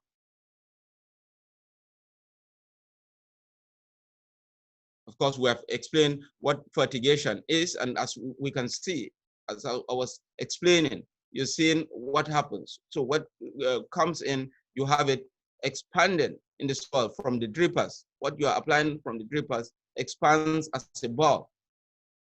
And you have a wetting zone, a zone that is wetted, that is within the crop roots. We can see all the roots here are covered by the water that is applied, rather than other systems of irrigation where you may apply and you don't know whether it is going to the crop root or not. Of course, you have different fertilizer or nutrients that are applied to meet the needs of the crop. Right? Now, we're going to the last thing now. I know we have taken some time now, but very soon we'll be through. Now, there are some cheap systems with respect to drip irrigation. And in these systems, all you need to do, rather than, because you remember the source of water is always a problem, or particularly when you have to use pumps for pressure and things like that. But we're seeing here that, you can have an overhead tank, and as a result of that, you don't need any pump, but you have the main here being connected to the drip lines in the field, and water is being supplied, under gravity. So it's a low pressure drip irrigation, that is being aided by the force of gravity, right? And there are other systems like the bucket drip irrigation kit. So you can, and these are things that you can set up yourself when you have the drip lines and so on. You can set up a bucket system here where you have water in, this becomes the reservoir, the bucket becomes the reservoir, and it's connected from the mains to different rows in the field, and is being supplied via gravity. We're using the bucket system, it has been shown that you reduce water requirements by up to 70%. By up to 70%, you can reduce water requirement. And you can, there are other systems as well, like buried clay pots. So unglazed pots can be used, clay pots can be used to, to supply water efficiently. In fact, this method has been shown to be very, very efficient. particularly when you go to countries where clay pots have been made here and there. They have been used for irrigation, not just for other things. As we can see here, water is applied here, and the water seeps out into the soil where the crop is growing and irrigates the plant efficiently. So all you need to do is to check back from time to time and replenish the water in the pot. So it has been used for grow boxes, as we can see here. It has been used out in the field for tree crops. It has been used for vegetables and so on. We also have clay pots, as we have spoken, and porous capsules. You can have capsules like this, where you have a main source of water using the bucket system. It supplies to these different capsules here, and from here water is being supplied to the rooting zone of the crop. These are very simple, practical systems that can be applied by any farmer using any using materials that are readily available. We can use plastic bottles as well. Plastic bottles can be used, and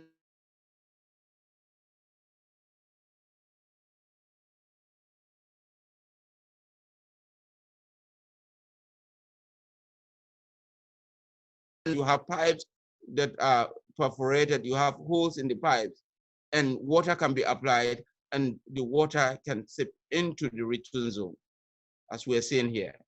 And these are some of the systems, and I have a link here which you can open to and see how they use some of these things. And I think these are some of the things that I have for you this morning.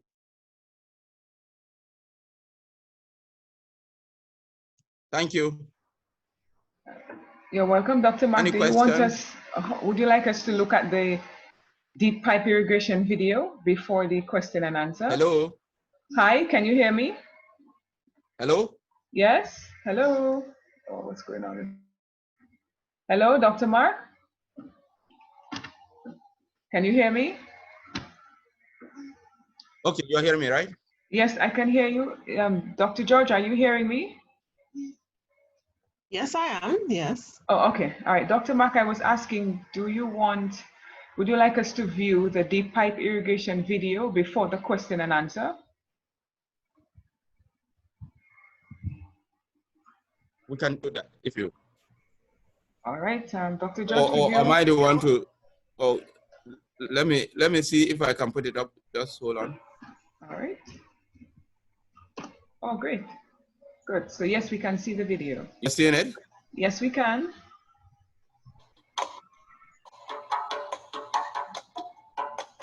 The roots, strong foundation, heartbeat of creation.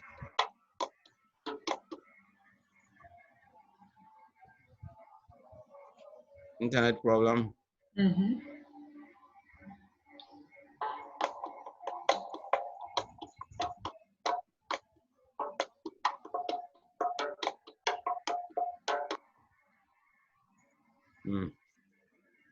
Dr. George, would you want to send me the link, please, so that I could play it from my laptop? All right, let me try to do that now. Okay. Okay.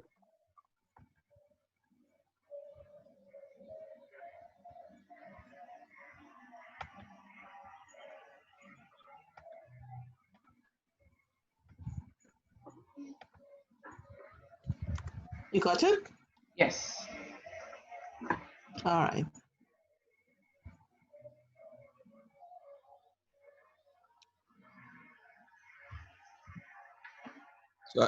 So I can stop sharing, right? No, not yet. Okay.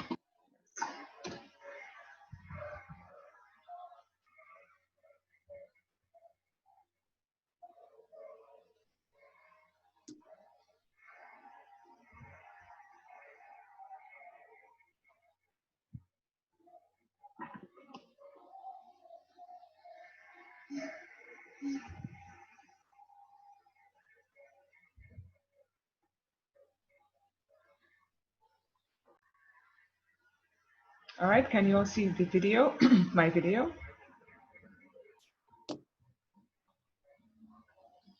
Yes, seeing it, yeah. Yes. Okay.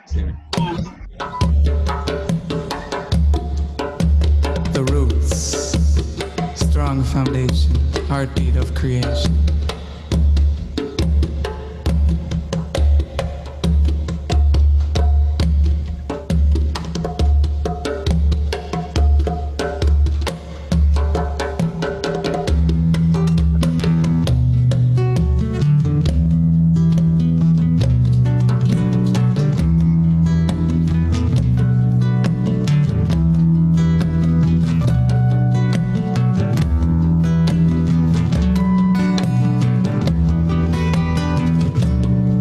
Stand firm on solid ground. Let your roots grow way deep down.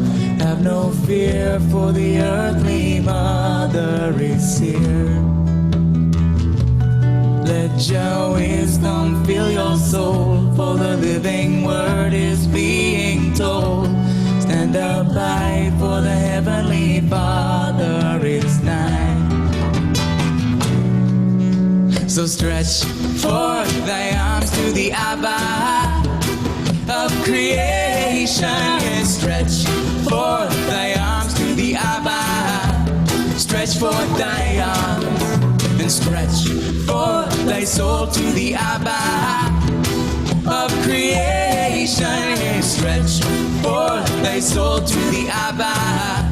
Stretch forth thy soul. Roots so deep, roots so strong, roots hold on forever, hold on. Roots so deep, hey, roots so strong, hold on forever, hold on. Roots so deep, hey, roots so strong, hold on forever, hold on. Roots so deep, hey, roots so strong, hold on forever, hold on.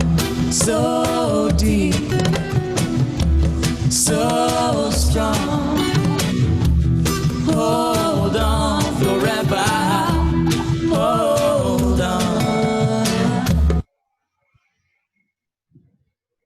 Okay, thank you very much. You're most So we've welcome. seen the video. We've seen the video, and you know, we can see it's a very simple system. You bury the pipe, and of course, you use your normal, you know, any bottle that you can find, the 5 liter, you know, bottle of blue water, fill it up, and just replenish the pipe, and it supplies the water. Okay, thank you. Yes, you're welcome. We do have questions and comments. All right, so let me begin with the first one. Well, we had a previous question before you came on, and that might have been for Mr. Bristol. So Dr. George, if you can respond to it, that would be good. The question is, I have from Frederica. She says, I have had blossom end root in my container squash. What could be the problem?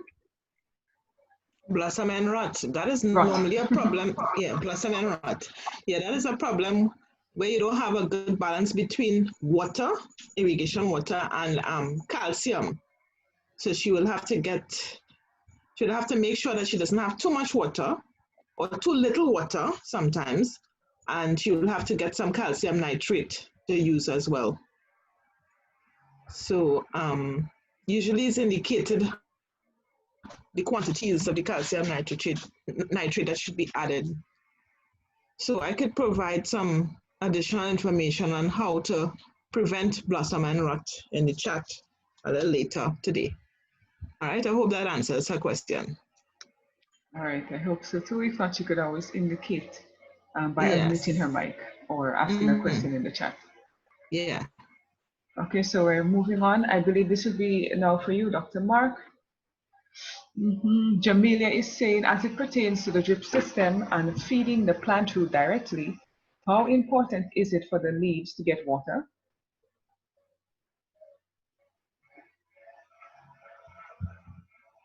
You could unmute your mic, Dr. Mark. Sorry, I went off a little bit. No problem. I will repeat the question from Jamelia. As it pertains to the drip system and feeding the plant root directly, how important is it for the leaves to get water? How important it is for the leaves to get water? Yes. All right. So if we look at the transportation of water, remember the roots are the ones that take up the water and they supply to the other parts of the plant. So as long as there's adequate water in the soil, the roots are able to uptake the water, and the water is now transported. There are transporting vessels within within the plants, from the roots to the trunk to the to the leaves, or from the roots to the leaves, depending on the type of crops that you are growing, that will transport to the leaves.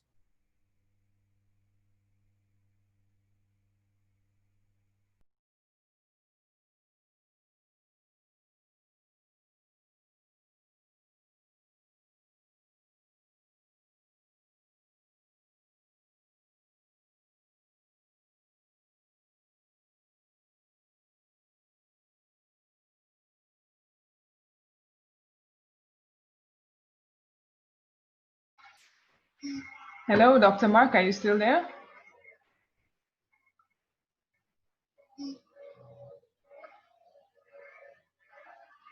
It looks like we have lost him. Yeah, it looks like we lost him, yeah. His Wi-Fi is bad. All right, so we'll wait a bit to see for him to return. Yeah, but it's important for the leaves to get water, especially too, because for transpiration to take place. Look, he's now calling me. Let me find out what's going on. Sure, no problem.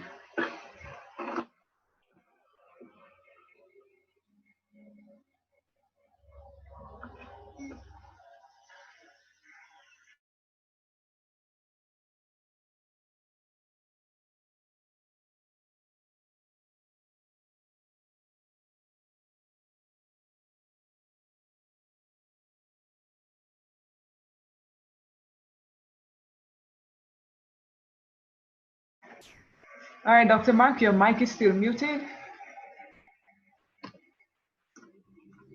My apologies with this epileptic internet that I have here. Not a problem. Yeah. Okay, so I was explaining that the water gets to the leaves. I mean, the water that gets to the leaves is the water that is obtaken by the roots from the soil. And of course, we know that most of the, particularly for, herbaceous plants like vegetables, you will have photosynthesis occurring in, most parts of the plant, unlike, the maybe tree crops where you have most of it happening in the leaves, right? So, but the water that is taken up by the roots is what is transported to the leaves for the process of photosynthesis to take place and for food to be manufactured. I hope that answers the question. I hope so. Was that the question? Jamila, did that answer your question? No.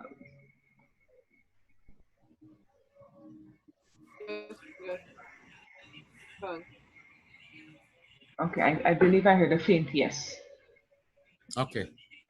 All right, so Dr. Mark, we're moving to the next one. The next question is from, so someone was asking, as it relates to the clay pots, do we bore the holes in it, or are the pots purchased with holes in them? Do they sell porous pots? Yeah, the pots are supposed to be made in such a way that they are porous. So it is not something that you take and you put in holes. The pots are made in such a way that water can gradually seep out of the out of the pot itself. Okay. So it's porous. It's porous. The material that is used, the clay that is used, makes it porous. It's just that it's not just very porous, but it is adequately porous to release the water. So you don't need to apply holes. All right, Dr. Wendy, can we, does Trinidad have porous pots available, clay pots? Yes, we do. We have a lot of places in central Trinidad making it, because it's the same material they used to make the Diaz for Diwali. Okay. So there are some places in central Trinidad, throughout Trinidad, so they are available. All right, awesome. Thank you. We're moving to the next question, and I'm also going to share feedback from some of the participants, and you can give a comment, Dr. Mark.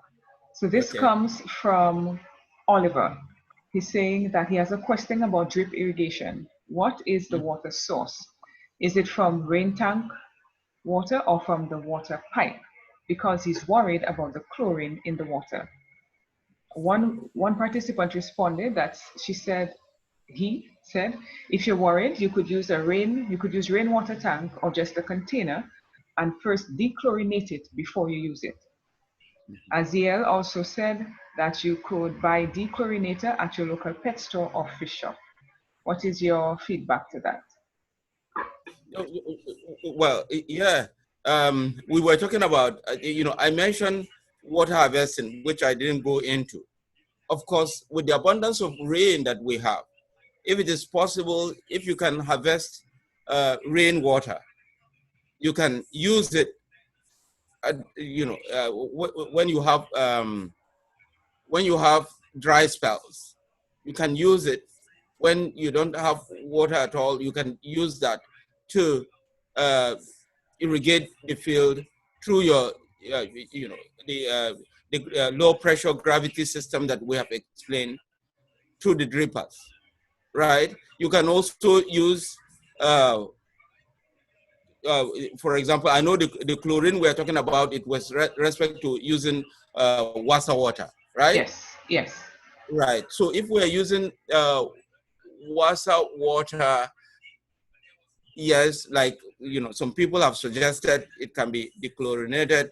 And also we hope that the chlorine in the water is not, that much, which I do not think the chlorine in Wassa water is that bad. At times it can get, maybe too much, but it should, it should be enough to be used for crop growth without much problems. Dr. Isaac, you want to add to that?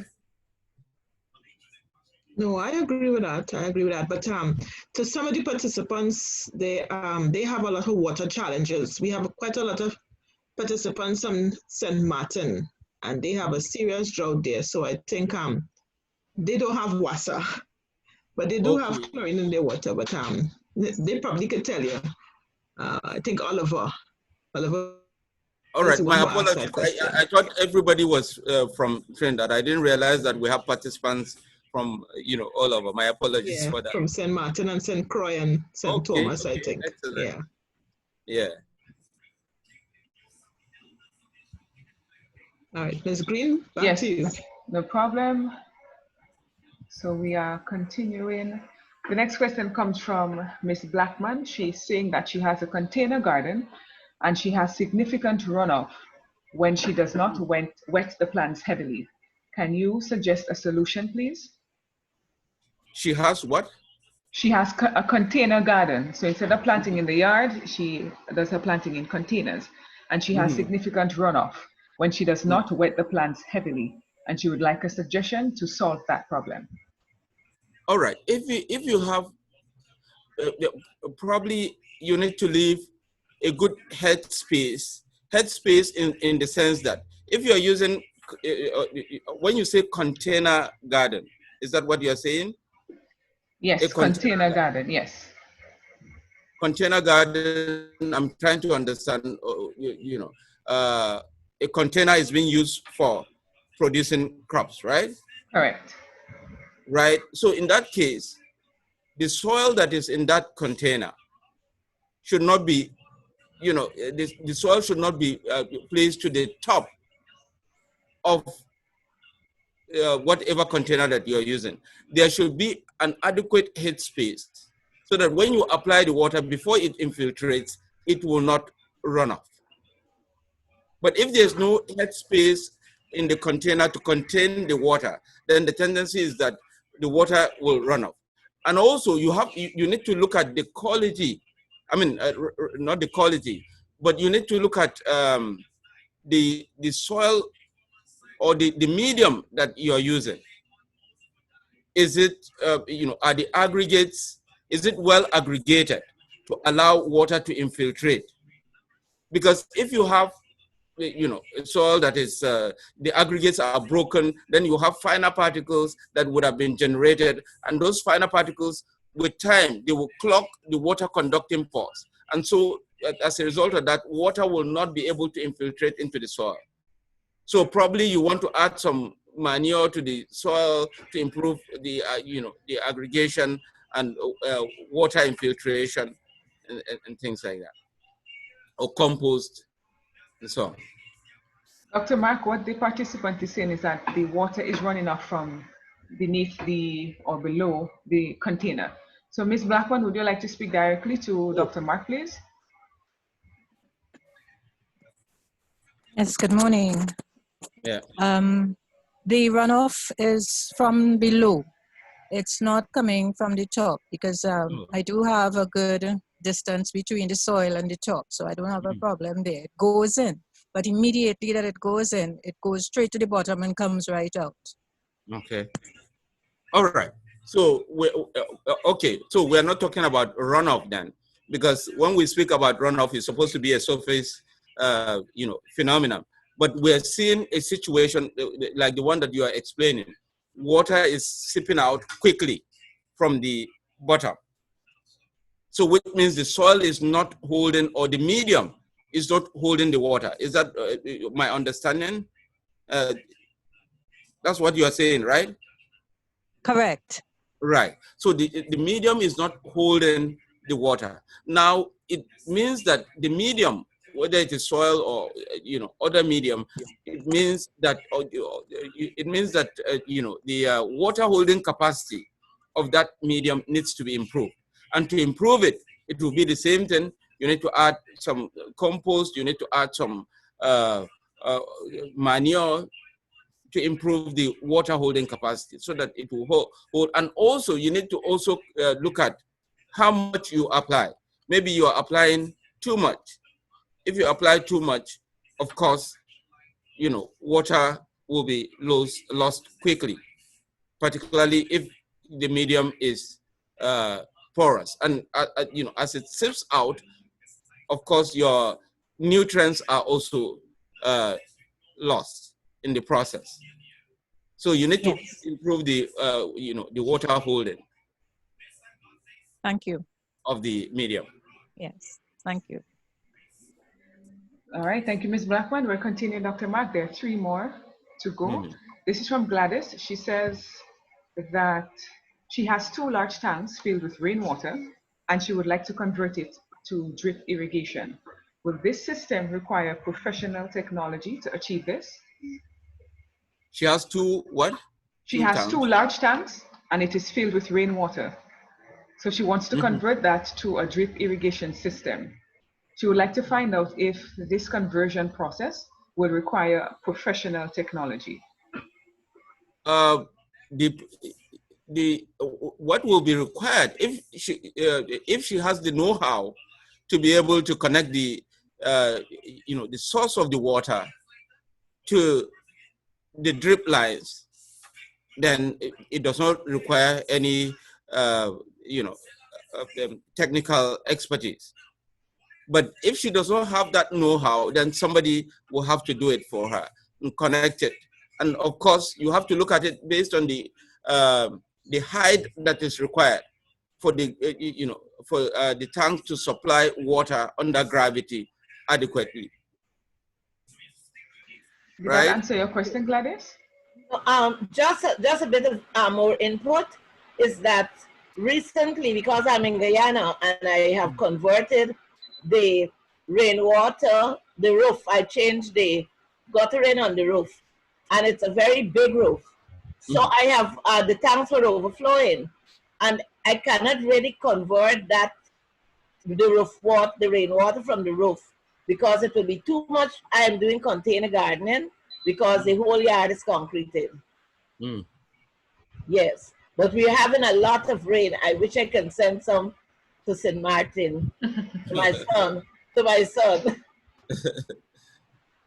Right. So in that particular case, I think you need, like I said, you may need some expertise, maybe a plumber that can install some valve and so on, if you are going to supply the water into your field, through the drip irrigation, to the drippers.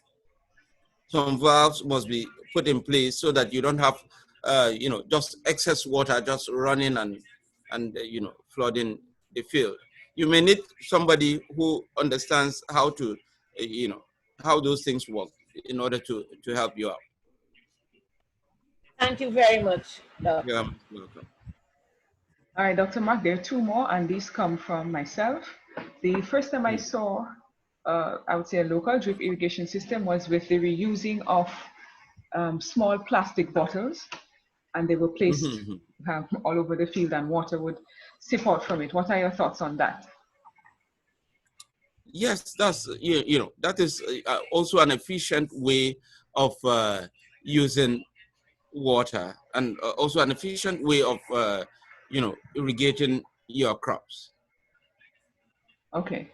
So a follow-up question. Of course, it all depends on the size of the field. If you have a very small garden, that can be effective. But if you have a 2-acre or 5-acre land or 10-acre land, then it becomes a big challenge. Okay, thank you. The follow-up question is, when you were showing pictures of the drip irrigation, there was a piping system that would allow the water to drip out. Wouldn't that be more expensive if you have a large field to purchase pipes for each row of gardening, well, vegetables, whatever you're planting? Well, I think what we're discussing here might be more suitable for small farm holdings rather than a large farm. Of course, in that case, then it means that you simply have to increase the number of supply points rather than just one. You may have to have multiple supply points. Okay. So are you saying that the drip irrigation system is not ideal for large planting? No, large-scale planting? It's suitable. Okay, you are talking about, I thought you were referring to the supply, where you are supplying the water, particularly if you're using, a low pressure system, where you are just, I thought that's what you are talking about. Of course, drip irrigation is suitable for large farming, but in that case, of course, if you're going large, you have to ensure that you have enough pressure that will take the water to the different locations in the field. All right, thank you. And the next question I have is on fertigation. Are you saying that putting liquid fertilizer to the reservoir water supply, that is what drip fertigation is? Yes, fertigation is simply applying water together with the nutrients. So which means you would have formed a solution. So the irrigation water itself that is going is not just ordinary water, but it is water mixed up at the right proportion with your fertilizer. Oh, okay.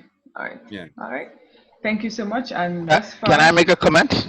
Sure, Prasad. Go ahead. All right. Good morning to everyone. Good morning. Good morning. The information shared is very interesting, very informative.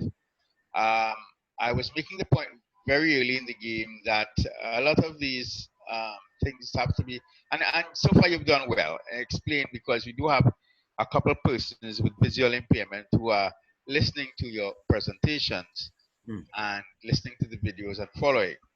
So if you put up a slide and don't explain it, we could be in a spot of trouble. But we love it. We want to. Many of us want to grow our own little back garden or whatever we can master, because planting the land and planting is essential, even more these days than ever before. I remember I come from an agricultural based. I am totally blind, by the way, and I come from an agricultural based community where in the olden days, because of the cost of setting up that pipeline irrigation system, we used to run the water from the river using pumps into the garden drains and then taking buckets and throwing the water on the plant. If we had to mix fertilizer, we'd mix it because you might want to treat other kinds of symptoms on the plant. But basically, the old-time method was pulling up the drains in your garden once you have large garden space, and then using the water from the drain. I know the irrigation system does work in certain types of crops, especially things like dashing bush, etc., where there must be a constant flow of water, and that's my comment. Thank you. Thank you very much, Mr. Prasad. We appreciate it. And, my apologies if I was too quick in some of the slides, but I was looking at the time. And, and like you rightly said, those people that are visually impaired may have some challenges.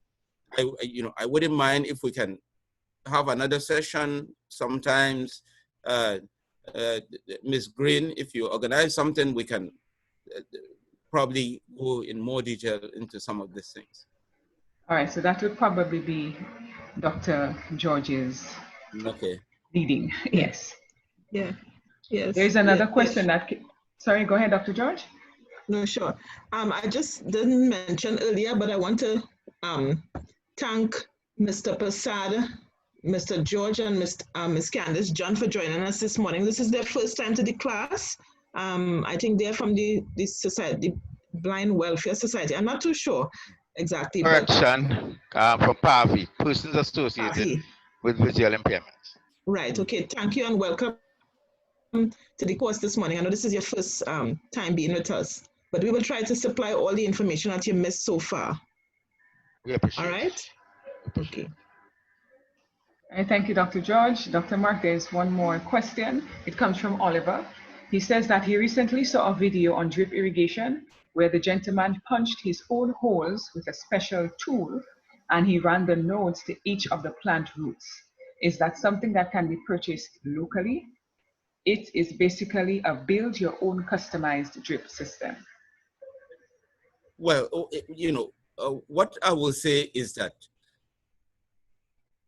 farmers are innovative people, right? They are very innovative people, and they come up with different things in order to meet their needs. Meeting their needs here simply means that in order to, ensure that they produce their crops efficiently and effectively. And so you will see a number of things that people are, or farmers would have been doing. It's not everything that must be bought. It's not everything that must be sophisticated. Whatever that is readily available that you can transform and use it for, to produce your crops particularly with respect to irrigation.